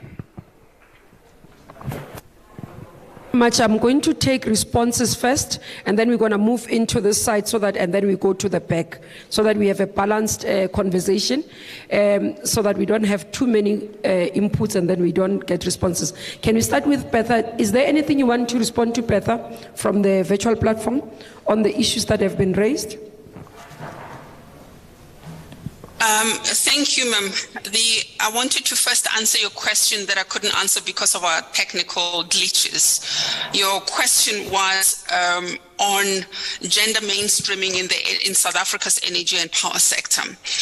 To preface my answer, number one is it is important to orientate or to create orientation sessions on value chain constructs across the energy and power sector so that women can organize themselves to compete, to participate, and successfully be integrated into those value chains. Existing value chains across generation, transmission, and distribution, and emerging value chains as a result of integration of fourth industrial revolution technologies. Number two is we need an energy sector charter, which is a compact between private sector, public sector, and civil society on mainstreaming women, youth, and persons with disabilities to participate in energy value chains.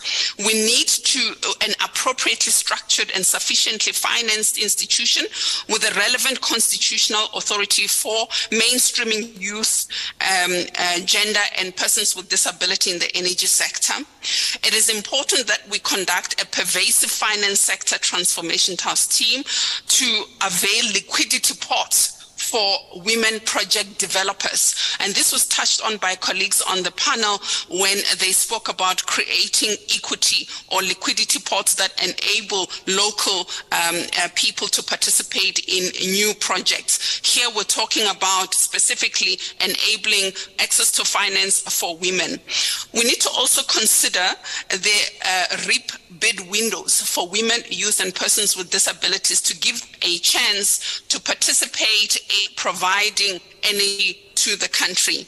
We need also a multi-stakeholder committee to fast-track access to suitable land for energy projects to be developed for women.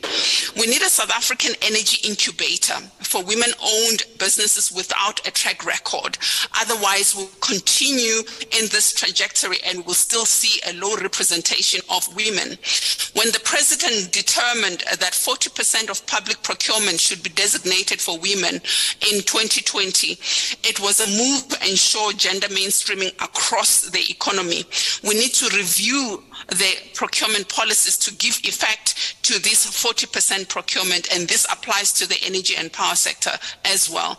As DG has stated, a lot of the energy projects already determine the participation of women and communities, but we need to create mandatory audits to see how women, youth and persons with disabilities have been incorporated in value chains within those projects. And that is my answer to your first question. In terms of the questions that have been asked on the floor, I would like to defer those to my colleagues on the panel to answer, please. Thank you very much, Bertha. Shall I start with you, DG Mbele? Thanks, Program Facilitator.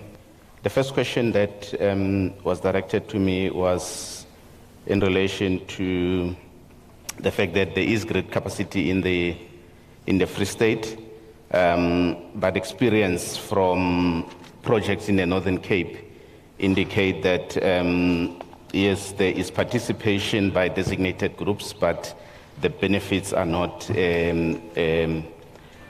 trickling through.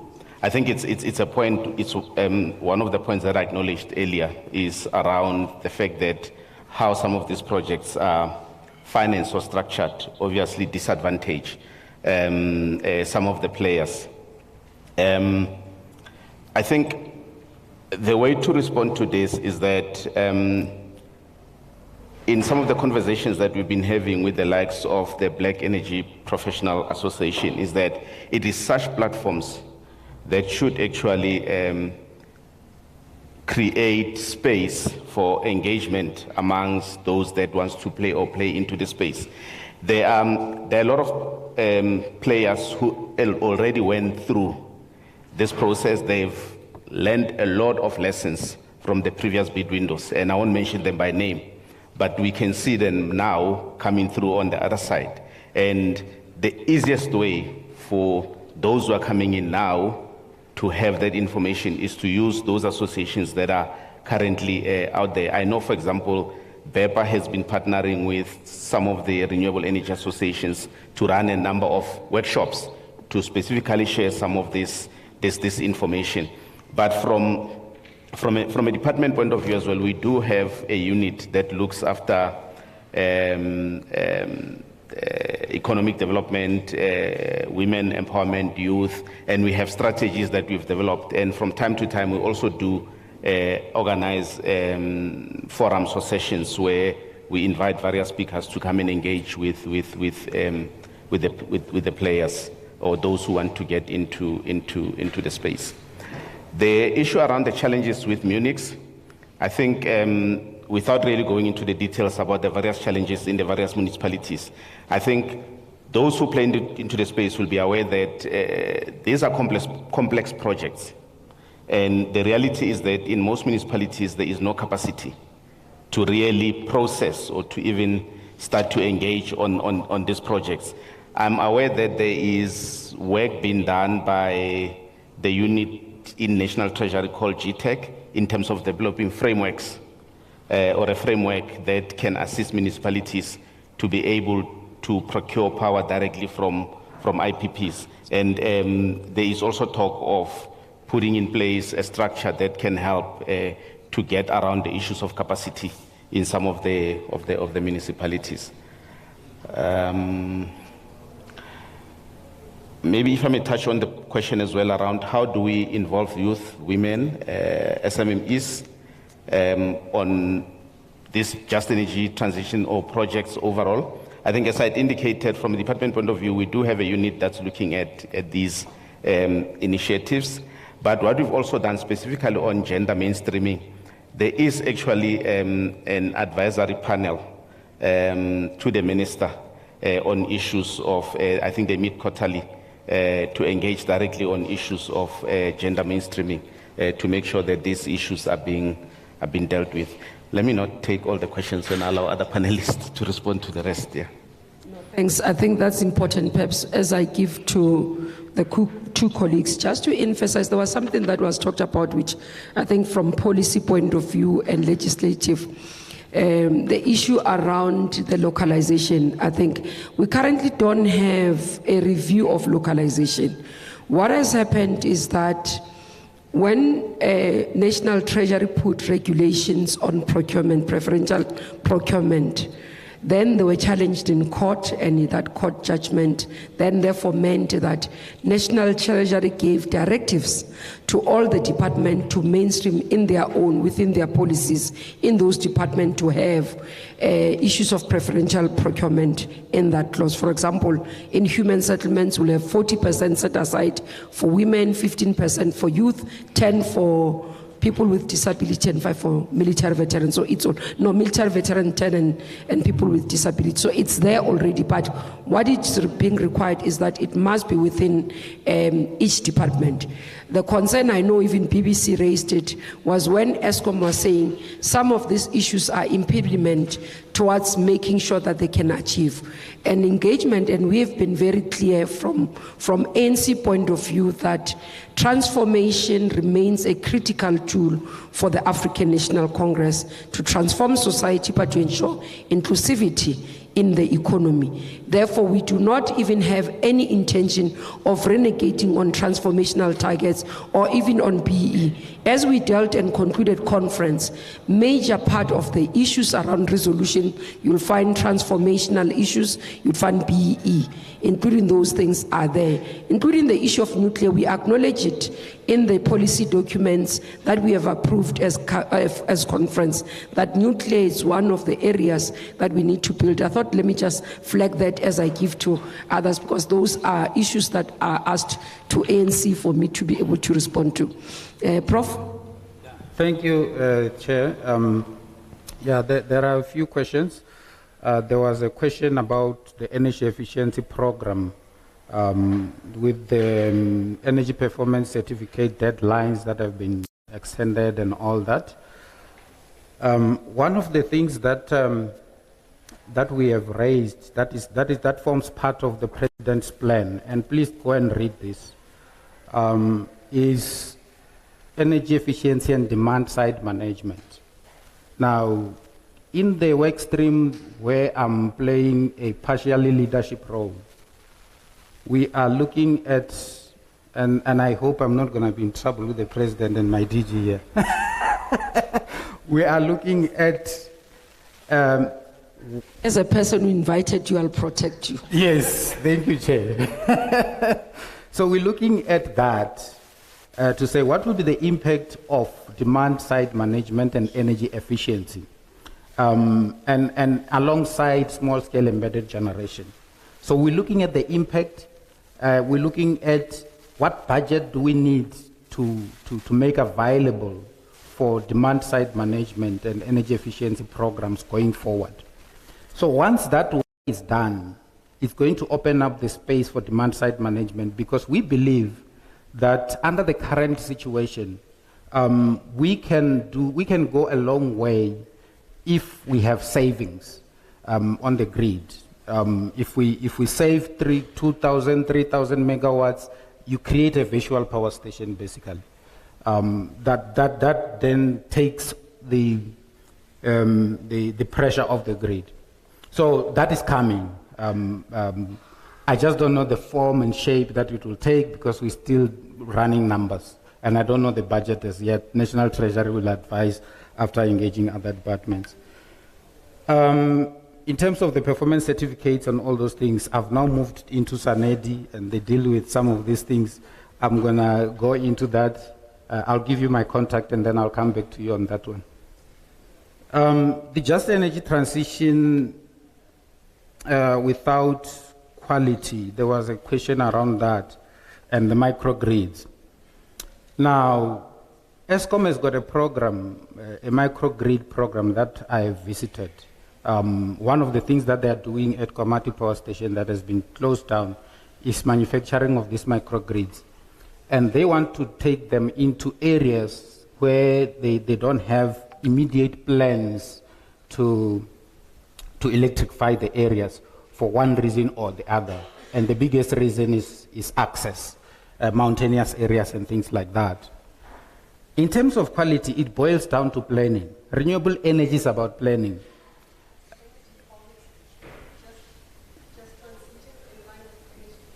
Energy poverty.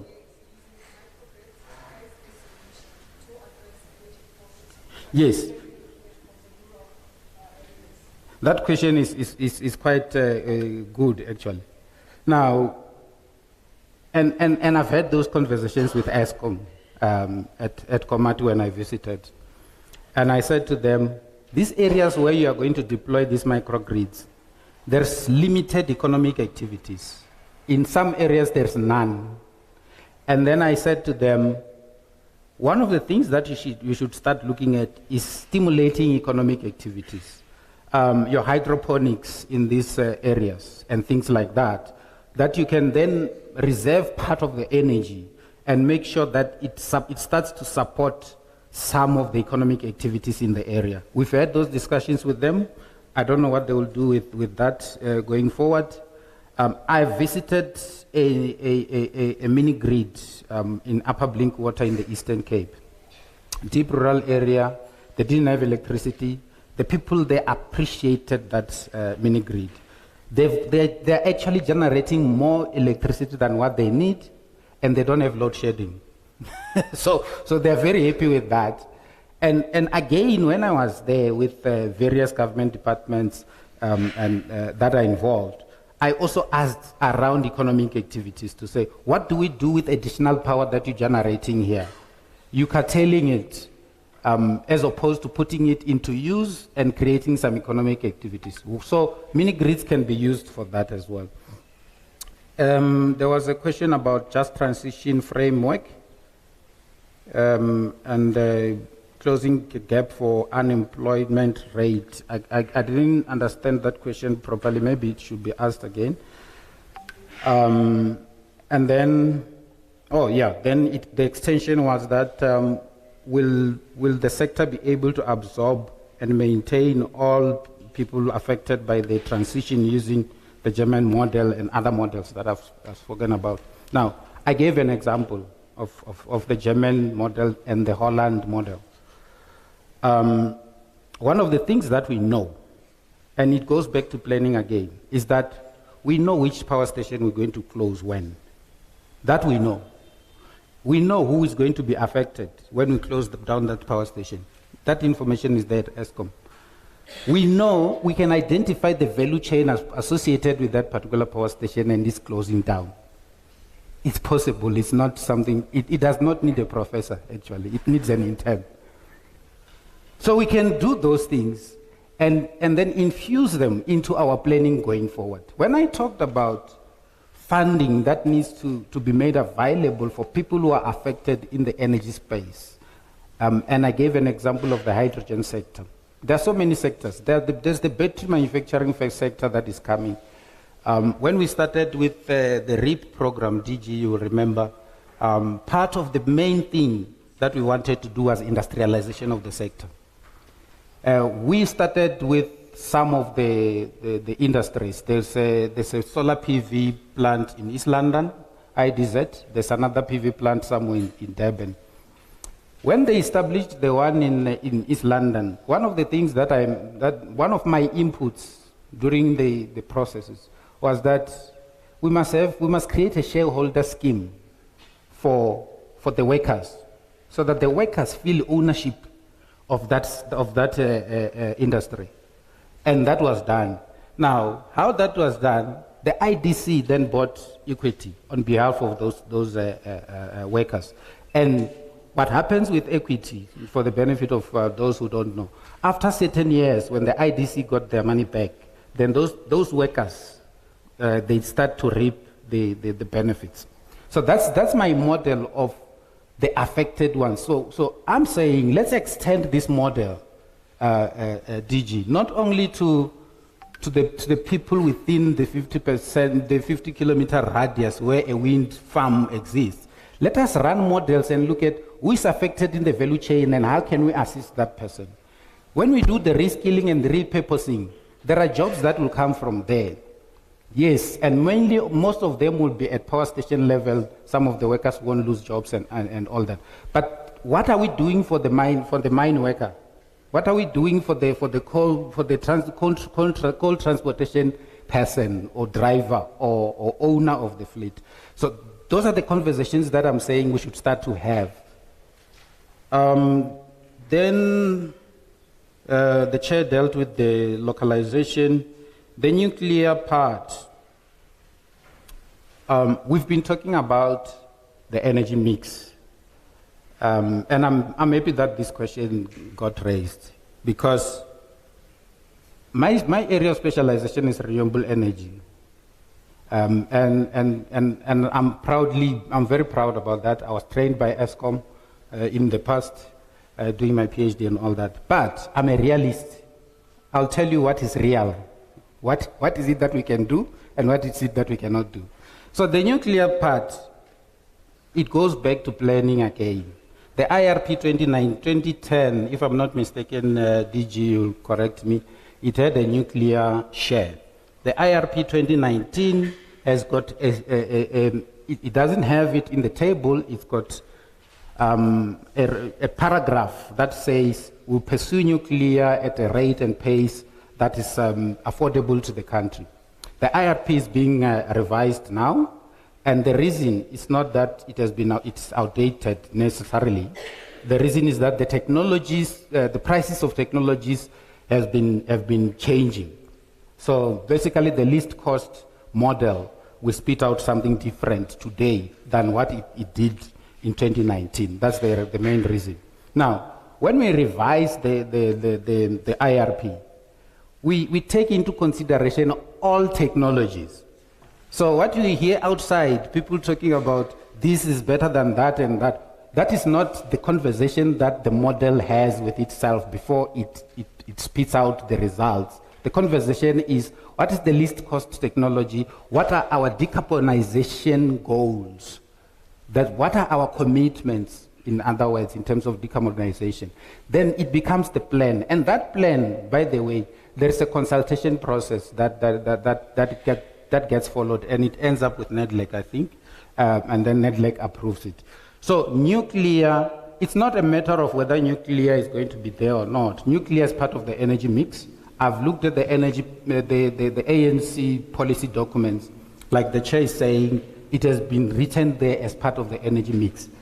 The question becomes, what will be the new IRP say in terms of the technology share? And that is what you should then engage when the IRP, the first draft of the IRP goes out for comments.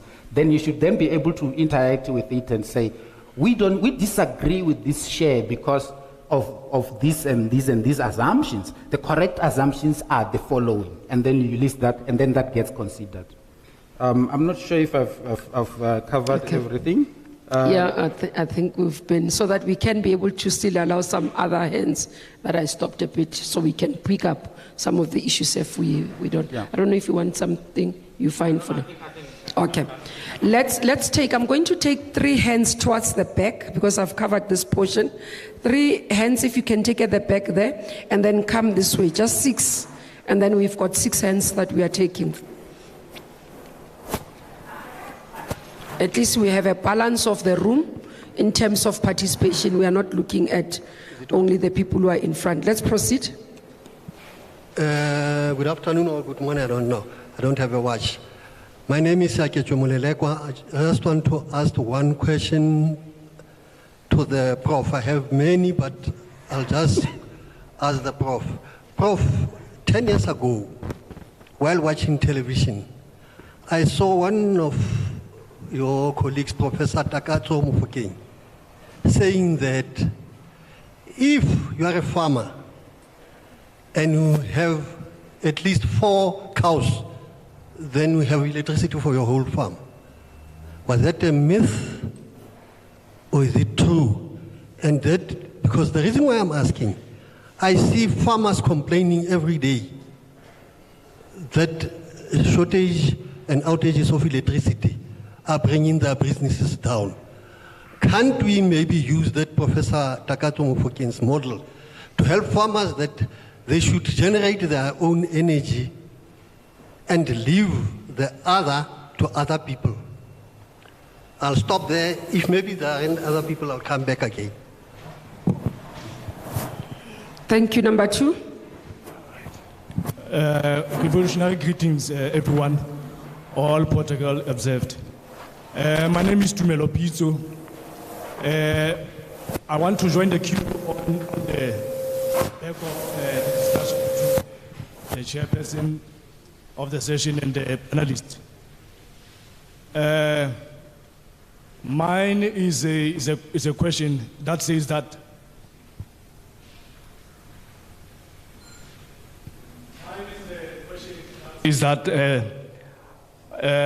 what is quite obvious that the coal power generations is going to be with us forever, and there are going to be mechanisms that are going to make sure that we do have clean energy. So my question is that considering the job loss that will happen if coal power generations would be completely cancelled, what is stopping us from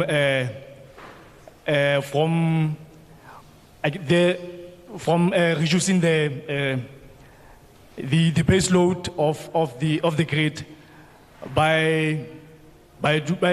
since the new households that are built obviously with coal power generations. So what I'm saying is that what is stopping us from moving forward and as a part of transitioning, those new houses are built with a renewable energy. And my second question is that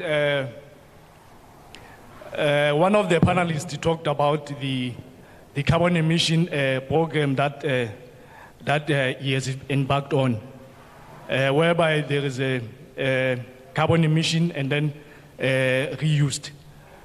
The Paris Agreement said that, if my memory is not failing me, that the countries that are having a high pollution, they are going to be fined. What are the measures that are in place for those countries that are having a lot of air pollution? As we know that we must preserve our environment. Thank you very much. That's my two questions. Thank you very much. Number 3, I think, and then there's a lady here a bit in front, and then we move this. Yeah, take that one, Oemi. It's fine. And while we go in there, okay, let's proceed. All right. No, thank you very much. I'm Tato Kaleni, student ambassador from Department of International Relations and Cooperation, also serving as the chairman of Student Policing Forum from Velgo campus CUT. Now, today I just want to be controversial, particularly on certain submissions when approaching issues of nuclear energy, because I feel like everybody within the context of nuclear energy, the thinking is forever, how do we buy the nuclear energy? Instead of thinking, how do we create our own local?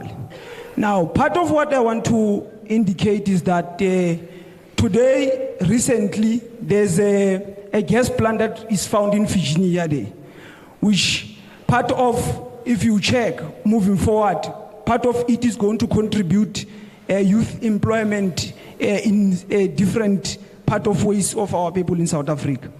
But nonetheless, just not to be prolonged and be precise and on point, the reason I'm saying we must at least, particularly, have a conscious decision and also adopt the issue of the energy charter. I think one of the panelists there has indicated that, to have that energy charter in place, and then locally we produce our own nuclear energy. Because most of South Africans are not aware that even before apartheid, I think it is 1984, nuclear energy was existing in South Africa. 2 nuclear energies which employed 2.7 young people and old.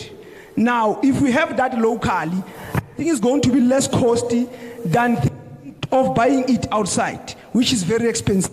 So that is what I wanted to submit moving forward. And also, I think Comrade Oliver Tambo has indicated very clearly to say the country belongs to the young people. If the young people are not in full participation on the development of the country, then that country is doomed. As I submit, thank you very much. Thank you. There's a hand here. Okay, proceed.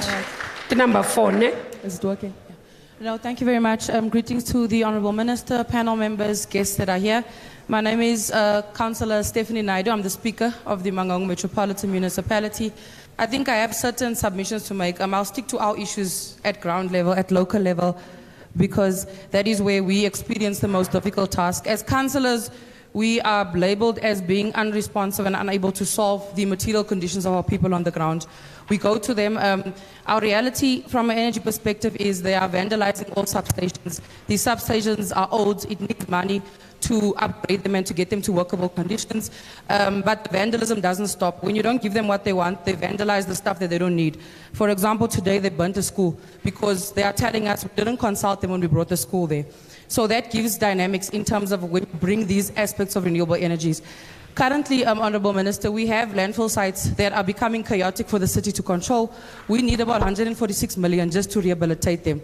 However, you can use waste to generate energy. But that now needs discussions of renewable energy mechanisms, and SMMEs who are involved and who want access to our landfill sites. We were there in the week, and the situation is there are about 600 illegal foreigners that are scavenging off the waste there. But it's hand to mouth. It doesn't create an ecosystem that is able to generate money for SMMEs. So my submission was to the city and to the executive mayor that if we give SMMEs access to our landfill sites, can they then use the waste to generate energy?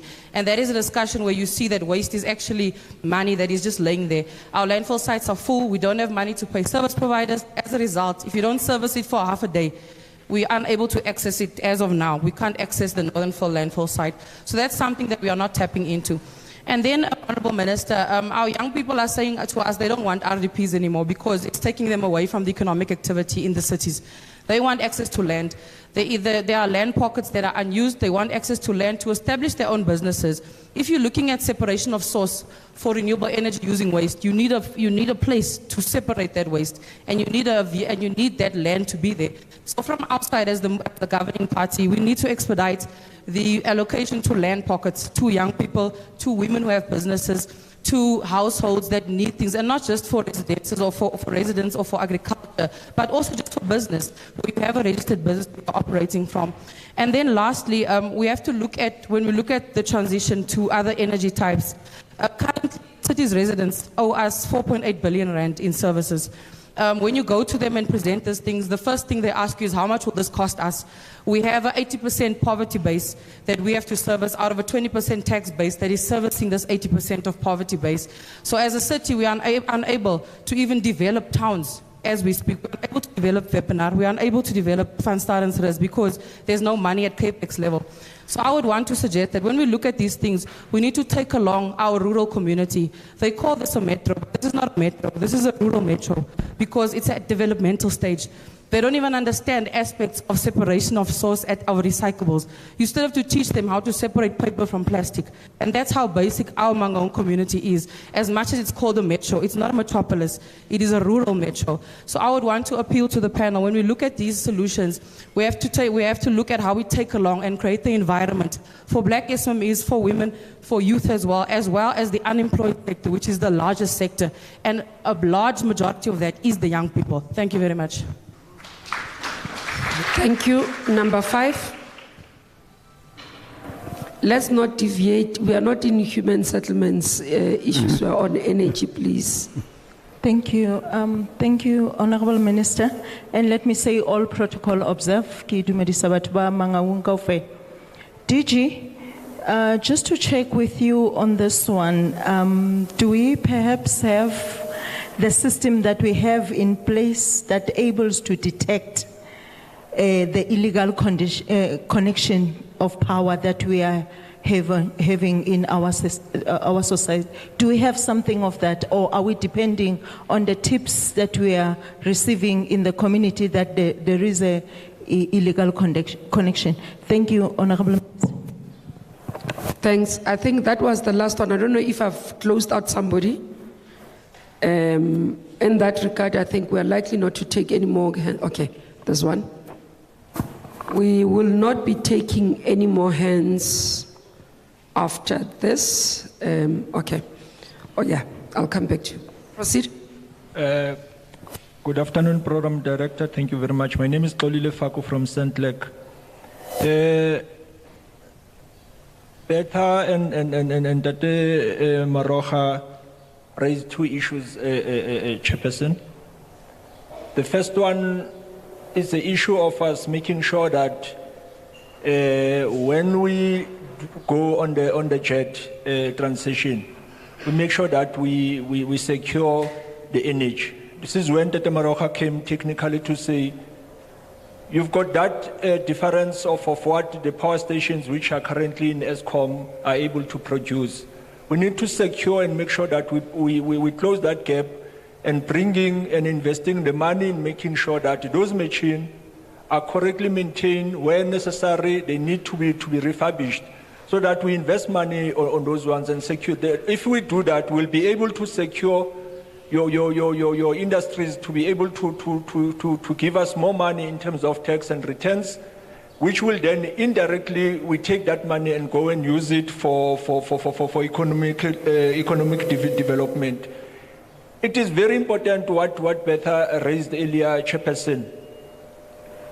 South Africa has its own unique approach. As much as the jet issue is being raised international, we need to look how practically it is for us. Because the mistake which we did with the industrialization, when the issue of your basic salary was introduced, we never looked to close the gap of what those previous people that owned the industries closed the gap in order to secure the jobs. We are taking the same approach with the issue of jet. We want to move away totally from coal, which is currently majority of our power generation are dependent on coal.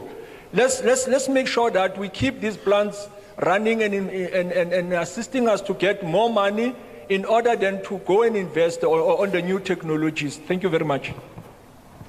Thank you very much. Please move the mic to this end. Will be the last person on the floor.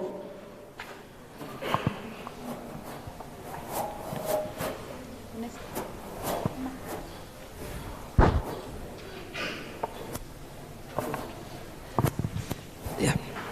Please give it to Siriso. I'd ask him to do some tasks, so he must help me as well. Okay, no, thank you very much, Chair, Honorable Minister.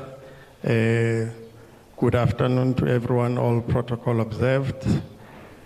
I just want to, the Minister has asked me to talk about fuel and its impact on the economy and what happened during the course of last year. But since I have the mic, I'm going to take this opportunity to just remind all of us about what Mr. Maroja has said. He said we need to solve for X, and that X is baseload. And that, I think, is what the country needs to focus on. All efforts, in my view, a humble view, is that we need to focus on solving for that X on the power side. The other issue on the power side is that we have an obligation as this collective that is in this room, as well as the whole country, to protect the infrastructure that we have for energy. It cannot be left only to the authorities or only left to ESCOM and Transnet to protect energy-related assets. Now, coming back to the shock that we had last year on fuel prices, this, again, is an issue of the narrative. If you were to listen to the narrative last year when the prices went up, it was that the government was inept, was corrupt, was mismanaging the economy. But what they did not tell society was that this was a global phenomenon brought about by two things, and two things only. One was the war in Eastern Europe. The second one was the OPEC countries, oil-producing countries, deciding to support high oil prices. It had nothing to do with government. In fact, the government intervened to save consumers, but to also save this economy by selling strategic stocks, which was also criticized. People were saying, why are you selling strategic reserves? But what they didn't say, again, talks about this narrative, was that Joe Biden in the United States was selling 1 million barrels a day to support the American consumer. The same thing that our government did. But no, it doesn't fit the narrative, because the narrative is that there is an inept and so on and so on. It cannot be. We need to counter these narratives because they are deliberate, they are meant to serve a particular purpose. So the other issue that I want to address is the fear. We've had 3 refineries closing in the country. Now, there was a fear that we are going to run out of fuel. We are going to have shortages and all of that, low fuel shedding. And there is nothing like that, because we planned for a rainy day. We said what would happen if these refineries were to close. Then there was investment, deliberate, on import infrastructure so that we can bring fuel if something happens to the refineries. Now, that on its own is not sustainable. We need to plan for another rainy day. The rainy day that the import infrastructure is not able to sufficiently cater for the economy's needs. So we need to build a refinery. A new refinery needs to be built in this country, and I'm glad that that is getting support from the ruling party. The second issue that we need to do in terms of planning for this rainy day, we need to produce our own oil and gas. We have oil and gas resources that we need to tap on, and I think that we have to be deliberate again. We need to be robust as a country and say to the world, we will use our oil and gas resources to enable our economy to function. So state intervention is nothing new. In Europe last year, the state has intervened when there was a crisis of energy. They have supported the energy sector by more than $1 trillion. It's money that I can't even think, I can't imagine. But $1 trillion just to support the energy sector within the EU. If that had been done here, then it would be seen as interference. It can't be. So these narratives need to be countered. And we need to be bold as citizens and say, we don't believe this narrative. This is what will work for us, and we're going to make sure it works. Thank you very much, Chair. Thank you very much. I'm going to ask the panelists, as they respond, I'll give them 5 minutes each. They also do wrapping up for me. I'll start with Prof, come with Mmamoloko and then DG, and then we'll conclude with Betha online. Just as you respond and also wrap up for us this conversation. And maybe in the process, if you could, not more focus on how do we move forward. Assist us as ANC. Assist me as I report back to the leadership to say, this is what the conversation has been about. These are the messages that are coming. They've come from the floor, but you are having the concluding remark. If you are to give me 2 things to carry, each of you, to say this is our message to you, as you go back to the leadership, what is it that you want me to take? Thank you. Thank you, Chair. Few questions. The issue about farmers having animals and being able to produce their own electricity. So my primary area of specialization is exactly that and more. I'm a specialist in bioenergy, biomass gasification, and biogas digesters. And then I specialize in everything else that I've been talking about. It's possible. You build biodigesters, you feed them with, if it's cow dung and water. It ferments. As it ferments, it produces what we call biogas. And that biogas is a mixture of methane and carbon dioxide. And then you can then use, take that gas into a gas engine or a gas turbine, fire it and produce electricity. It's a process that you need to follow. I've installed a number of those kind of systems. In my previous life in the Eastern Cape, we were actually installing them at household level for cooking, where they've got animals. So instead of going to fetch wood, then they would use that. And most of them work. The only challenge is that if you design it in a way that a human being must feed it every day, then it becomes a burden sometimes. Then the issue of illegal connections and detection system, I'll leave that to my other colleagues, but I just want to indicate that that has got a huge impact on the current problem that we have.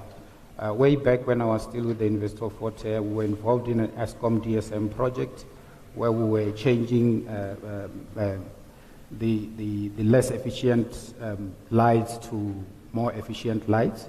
We recorded savings.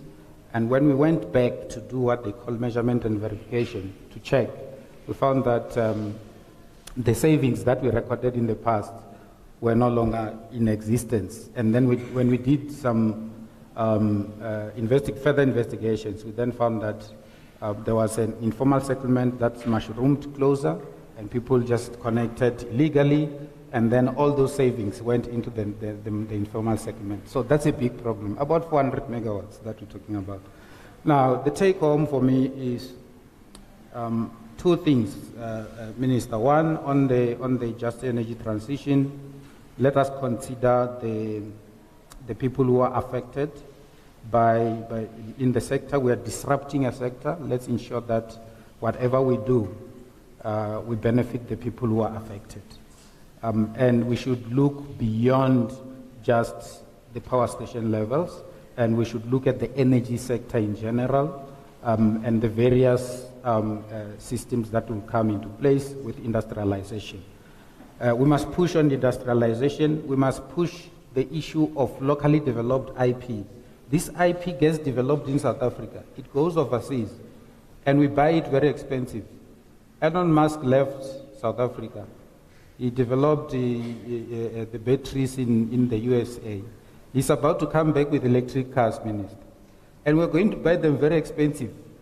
This is a person who left with our IP, you know. And it's just one example. There are so many of them. So these MEAs for hydrogen and all that, let us work them into the energy sector going forward and the industrialization. The second issue is planning. Nothing beats planning. The IRP for me, we need to ensure that people participate in the IRP process, DG, so that when it comes out, it is the voice of the people. The people have agreed that this is what we are going to do. Then we don't have a problem of this technology over the other because we've consulted widely. Those are the two things, and thank you so much for inviting me. Thank you very much, Prof, for that. Concluding, I think it's quite takeaways for us. Jacob Maroch. Yeah, I think, Chair, what I would advise is, firstly, context is that this energy crisis has created a dent in confidence in South Africa, in the economy, and across the population. I think we need to understand that. So what is required, now I'm advising the leader of society. I will advise, number one, is boldness. The boldness to hold the bull by the horn and say, we are going to solve this thing and solve it once and for all. And it shouldn't be a half-hearted measure. It should be the boldness that shows and takes charge of this problem. A second point on that is coherence. One of the issues that I think emerges in this discussion is you see at the government level lack of coherence, and this lack of coherence becomes the focus as opposed to the execution of a clear plan coming from the leader of society. Now, for instance, as the issue of coherence and boldness, when we say we're going to fix the generation capacity of ESCOM, there mustn't be any doubts within government, within ESCOM, across to say, this is the line of march. We need to fix this. It shouldn't be people choose to say, no, we can't fix it, because it must be clear that the decision has been made. This must be fixed, and all the resources must go around that. So those are the things that I think I will just leave with you, Chair, as the things that I think our leaders should consider. Thank you. Thank you very much. Dichimbele, how do we help you to get your job done? We sometimes make your job difficult. What is it that you want from us as ANC to make your job easy? I think maybe before I respond to that, I think there was a direct question which Prof responded to partly around issues of illegal connection. I think the issue of illegal connection is an issue of enforcement by the licensed authority. Where municipality distributes, they obviously have, it's their assets, it's their network, they have the responsibility to make sure that they put in place mechanisms to detect issues of illegal connections. But I think illegal connections are an outcome of a bigger problem, which I think Prof touched on. I think the fact that in general, in our areas, we don't enforce bylaws, you end up with this type of problems, because if obviously we don't make sure that people do not obviously go and develop where they're not supposed to develop, or if we leave it, we don't start planning around that, eventually we are going to end up with issues of illegal connection. From the department point of view, we do provide, through the fiscus, we do provide funding for electrification or legal connection of proclaimed areas, and we are available to assist in that regard. With regard to the two issues, I think for me the first issue was around what do we need to do in the immediate term. That Mmamoloko has stated that. I cannot say anything more in that regard. I think what for me is important, Chairperson, is the issue of energy security versus climate issues or climate commitments. I think it's important that when it comes to energy security, we identify or we solve the same problem. I think the different angles that, or the different issues that come on the table when it comes to issues of energy is because we look like we're speaking or singing from different hymn books, possibly because we are, in a way, I would argue that we're trying to solve different problems. The other side is trying to ensure that there's energy security. The other side is trying to ensure that we get to a certain point when it comes to our commitments around climate change as soon as possible. What we can say from an energy security point of view is that our energy plan and energy thinking and energy implementation takes into account the commitments insofar as climate change is concerned. So what you see us recommending for as an intervention in the energy space already takes into account the fact that we need to get to a certain point with regard to reduction of emissions and making sure that we achieve our climate goals. And it's important that we balance the two. We don't compromise either one. Thank you. Thank you very much, DG. Betha, your last words as you wrap up for us, as well, and your message to us as we take away as ANC.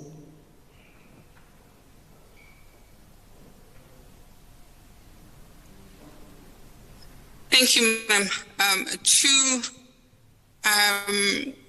comments as requested. Number one is I am quite happy and encouraged by DG's session and clarity on the narrative that SA will deploy all forms of clean sources of energy and implement supportive technologies to mitigate impact on the environment. I think that clarity needs to be emphasized and reinforced. Two is the acceleration of the support for women, youth, and persons with disability in their participation in our energy value chains. Prof has given several examples, and I think we need to be quite deliberate in executing those recommendations beyond the structures that have been created. We actually need to see execution of supportive interventions to ensure an inclusive energy ecosystem in our country. Those are the two areas. So clarity around the narrative for clean energy forms, so that it's publicly understood that we are not pegging technology against each other, but the government has decided that we will be considering all sources of clean energy in accordance with our abundant domestic resources. And of course, the acceleration of mainstreaming youth, gender, and persons with disability. Thank you very much for that. Let me take this opportunity to thank the panelists, one for agreeing to be part of this, making time to have this conversation. It's the first time alongside the January 8th that we have such a dialogue, but a dialogue that is necessary and important, that is critical for our work as the ANC, as we remain a leader of society. I must indicate we initially intended only to have a physical activity, but as we were interacting, then there was a request for virtual linking streaming. So we have streamed live basically more than 200 online in terms of streaming on Zoom, also more than almost around 100 and others that we are seeing. So it says that we've got quite a number of people that were part of this but could not participate. As I said at the beginning, we had only opened for the floor for question and comments for those who are physical on the platform, on the venue where we are, not those who are on online platform. And I do note that quite a number of people are a bit unhappy with me because we didn't open for comments and questions online. But what it says to us as the ANC is that there are many people who are willing to be part of this conversation. There are many South Africans who are saying they're willing to be part of finding lasting solutions to the challenges that we are facing. And we will definitely incorporate this as part of our ongoing work. Not only now, we are not starting, we are not ending. That's why I said to the colleagues who are on the panel, give us takeaways. I think what is coming out of this conversation, firstly, is that there is a need for us as the ANC to be clearer on where we stand, communicate better in terms of our policy. And I think we've been able to say our policy remains that of energy mix, but it comes across that we're not very clear, we're not certain, and some of the individuals who were talking here were saying to us, we're giving that indication that sometimes we seem to be lingering around and not very clear.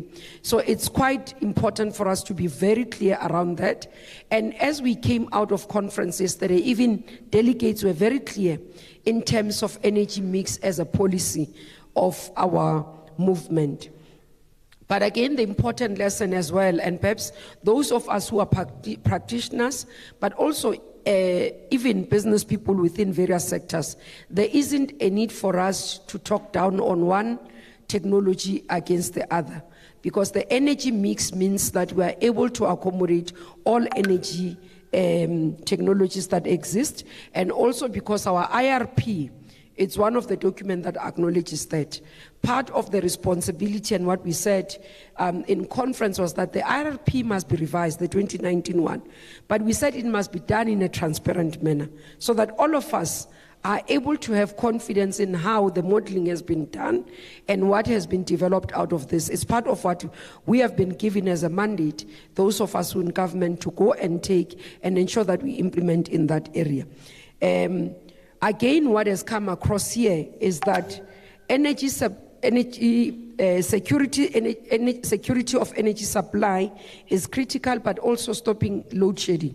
Because in this manner, we are protecting not only businesses and the economy, but also household livelihoods of individuals who are affected, but also to be able to say we can be able to grow our economy beyond where we're sitting. I mean, when we look at Q3 reports, stats, in terms of GDP, despite having such levels of load shedding, we're able to see our GDP growing.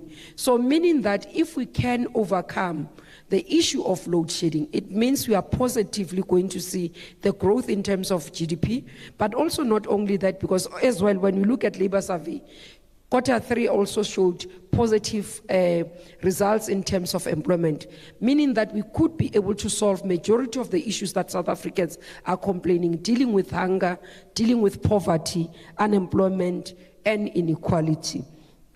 Another issue here that has come out strongly is that we have to ensure the participation of previously disadvantaged communities. As we develop new technologies, as we move to new areas that are opportunities, let's ensure that we don't leave our communities, we don't leave those who have not benefited in the economy previously behind, because in that way, we continue and perpetuate the inequality that exists in the economy. So this is one of the messages that is very strong around this. The just energy transition, the message we are taking again is that it should be at the pace and scale that the country can afford. We should not compromise the growth of the economy, but also not compromise communities, but again, not renegade on our commitment of climate change, dealing with climate change in the country. So that's why it's a just, but also in terms of the pace and scale that we can do.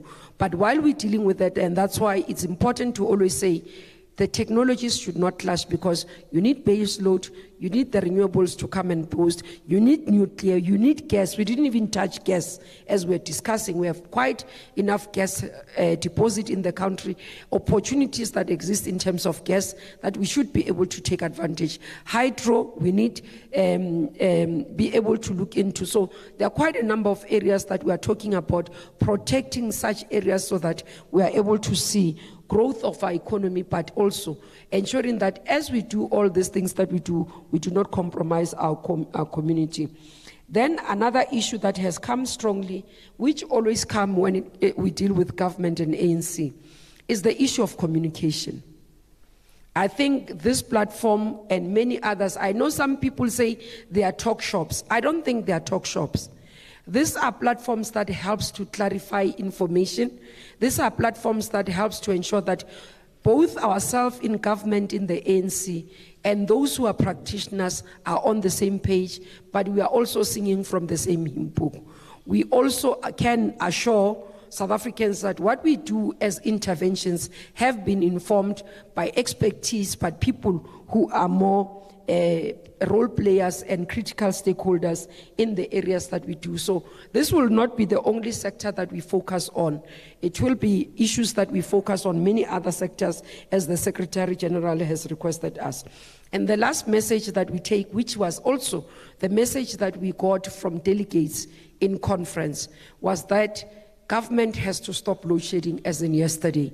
It's something that has to be stopped. And the message here is that there are mechanisms that must be put in place in order to stop load shedding, sort out the issue of the power plants to make sure that they can function effectively, take bold steps, take decisions and implement them, and ensure that we can provide energy supply in the country so that everybody can feel comfortable, not only around dealing with issues of economy, but even supporting the safety and security clusters in doing their work, because some of these issues affect them. So those are some of the, just summing up, the key issues that we are taking away in terms of the work that is being raised, but also that we are taking from you as participants in terms of what you have been able to guide us. I can assure you quite extensive discussions have been held at the conference. We are cleaning up the documents, we are finalizing to ensure that they are in the manner that will make sense to all of you, but also in the manner that they respond to the challenges and not only become documents that are good, but can be implemented. So with that, from my side, I'd like to request Comrade Bennett to come through and do a vote of thanks on behalf of the ANC as the host province who is hosting the ANC's 111 years celebration. He is the chair of the ETC in the Free State, in the IPC of the ANC. Over to you, Comrade Bennett. Thank you. Thank you, Chair, and let me also thank the participation of all the delegates that are here. But maybe, ladies and gentlemen, before I go far also, I need to indicate that now that we have reached the end of our economic dialogue, after stimulating discussions on how economy can be resuscitated, one of the things that we need to take home is that there is no way that we can grow the economy without what we call the enablers. And the enabler in this instance would be energy. And there is no way that the economy can grow substantially and provide jobs unless something happens. So it is our job as the ANC to make sure that we provide a platform where we'd be then able to say that we are able to provide energy consistently so that any person who would want to come and invest knows that there will not be issues of load shedding. Imagine if you are owning a factory and you are busy with production, there's a demand, there are orders. The next thing, you don't have electricity. That's an embarrassment on its own. But also, I need to indicate that I think what Ndate Maroga has said, that we need to be bold, it's exactly what the ANC needs to do. For instance, if you look at what the West, they are even providing money to make sure that they, we are, in fact, we go down in terms of making sure that we clean the environment. But they themselves are now also going the other way. For instance, of the latest, there's a country called England, and there's a place called Cumbria there. They have just opened a mine. After 30 years, opened a mine and have employed over 500 people, a coal mine. On the other side, we have been told that no, stop or reduce using coal. But on the other side, they themselves are using the very same resource that we are being told to stop using. And at the same time, if you look at the trucks that are going to Richards Bay, they are full of coal and quality coal that comes from our country here, because we have got the best quality coal in this country. But these trucks are taking this coal to all these Western countries. But nothing is being said, what is it that we are going to do with that coal, Ndate Maroga? So clearly there are double standards here. So what we need to make sure that we do as the ANC, we need to provide certainty in such a way that it also benefits us. Because there is no way that we are going to be able to overcome the triple challenges of unemployment, poverty, and inequality. And those are very key in the ANC. And unless we make an impact in those triple challenges, we would never earn the respect of ordinary citizens of this country. So we need to make sure that we move in high speed in the industrialization, which in itself needs a lot of energy. So we obviously still need to have coal to ensure that we are then able to produce a lot of employment. And in so doing, Chair, I would like to thank Professor and the former CEO of ESCOM, Ndate Maroga, and the DG, Ndate Mbele, and you have done a sterling job. And I think it was beautiful that you came and graced the Free State. And I think despite what we have heard about the Free State, we can see how peaceful it is. And of course, also the chair, my minister, I think without you, we would not have been able to achieve this, you including your team, as well as the crew, all of you, ladies and gentlemen, brothers and sisters who are all here. What we are saying as the ANC in the Free State, that you are welcome. You have been a great audience, and we have enjoyed being together and discuss. And I think we did not necessarily get to where we wanted to go, but at least we show that given time and space, and once the minister or the chair of ETC decides to open it more and allow more participation, I'm sure there's going to be great ideas that would come from the floor. And in so doing, I would like to thank everybody and say that we are still busy.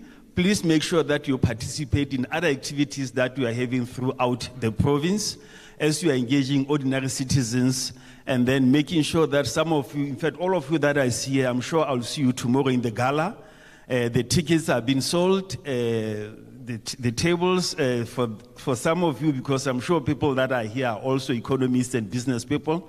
So there are tables, they range from 10,000 to 1.2 million. So they are available. I think I will provide an address where they can actually be obtained. We'll see you at the gala tomorrow, and then on Sunday, all of us will be at the stadium and celebrate the birthday of the ANC. Amandla! Awe, chu! Matla! Kia ra leboha.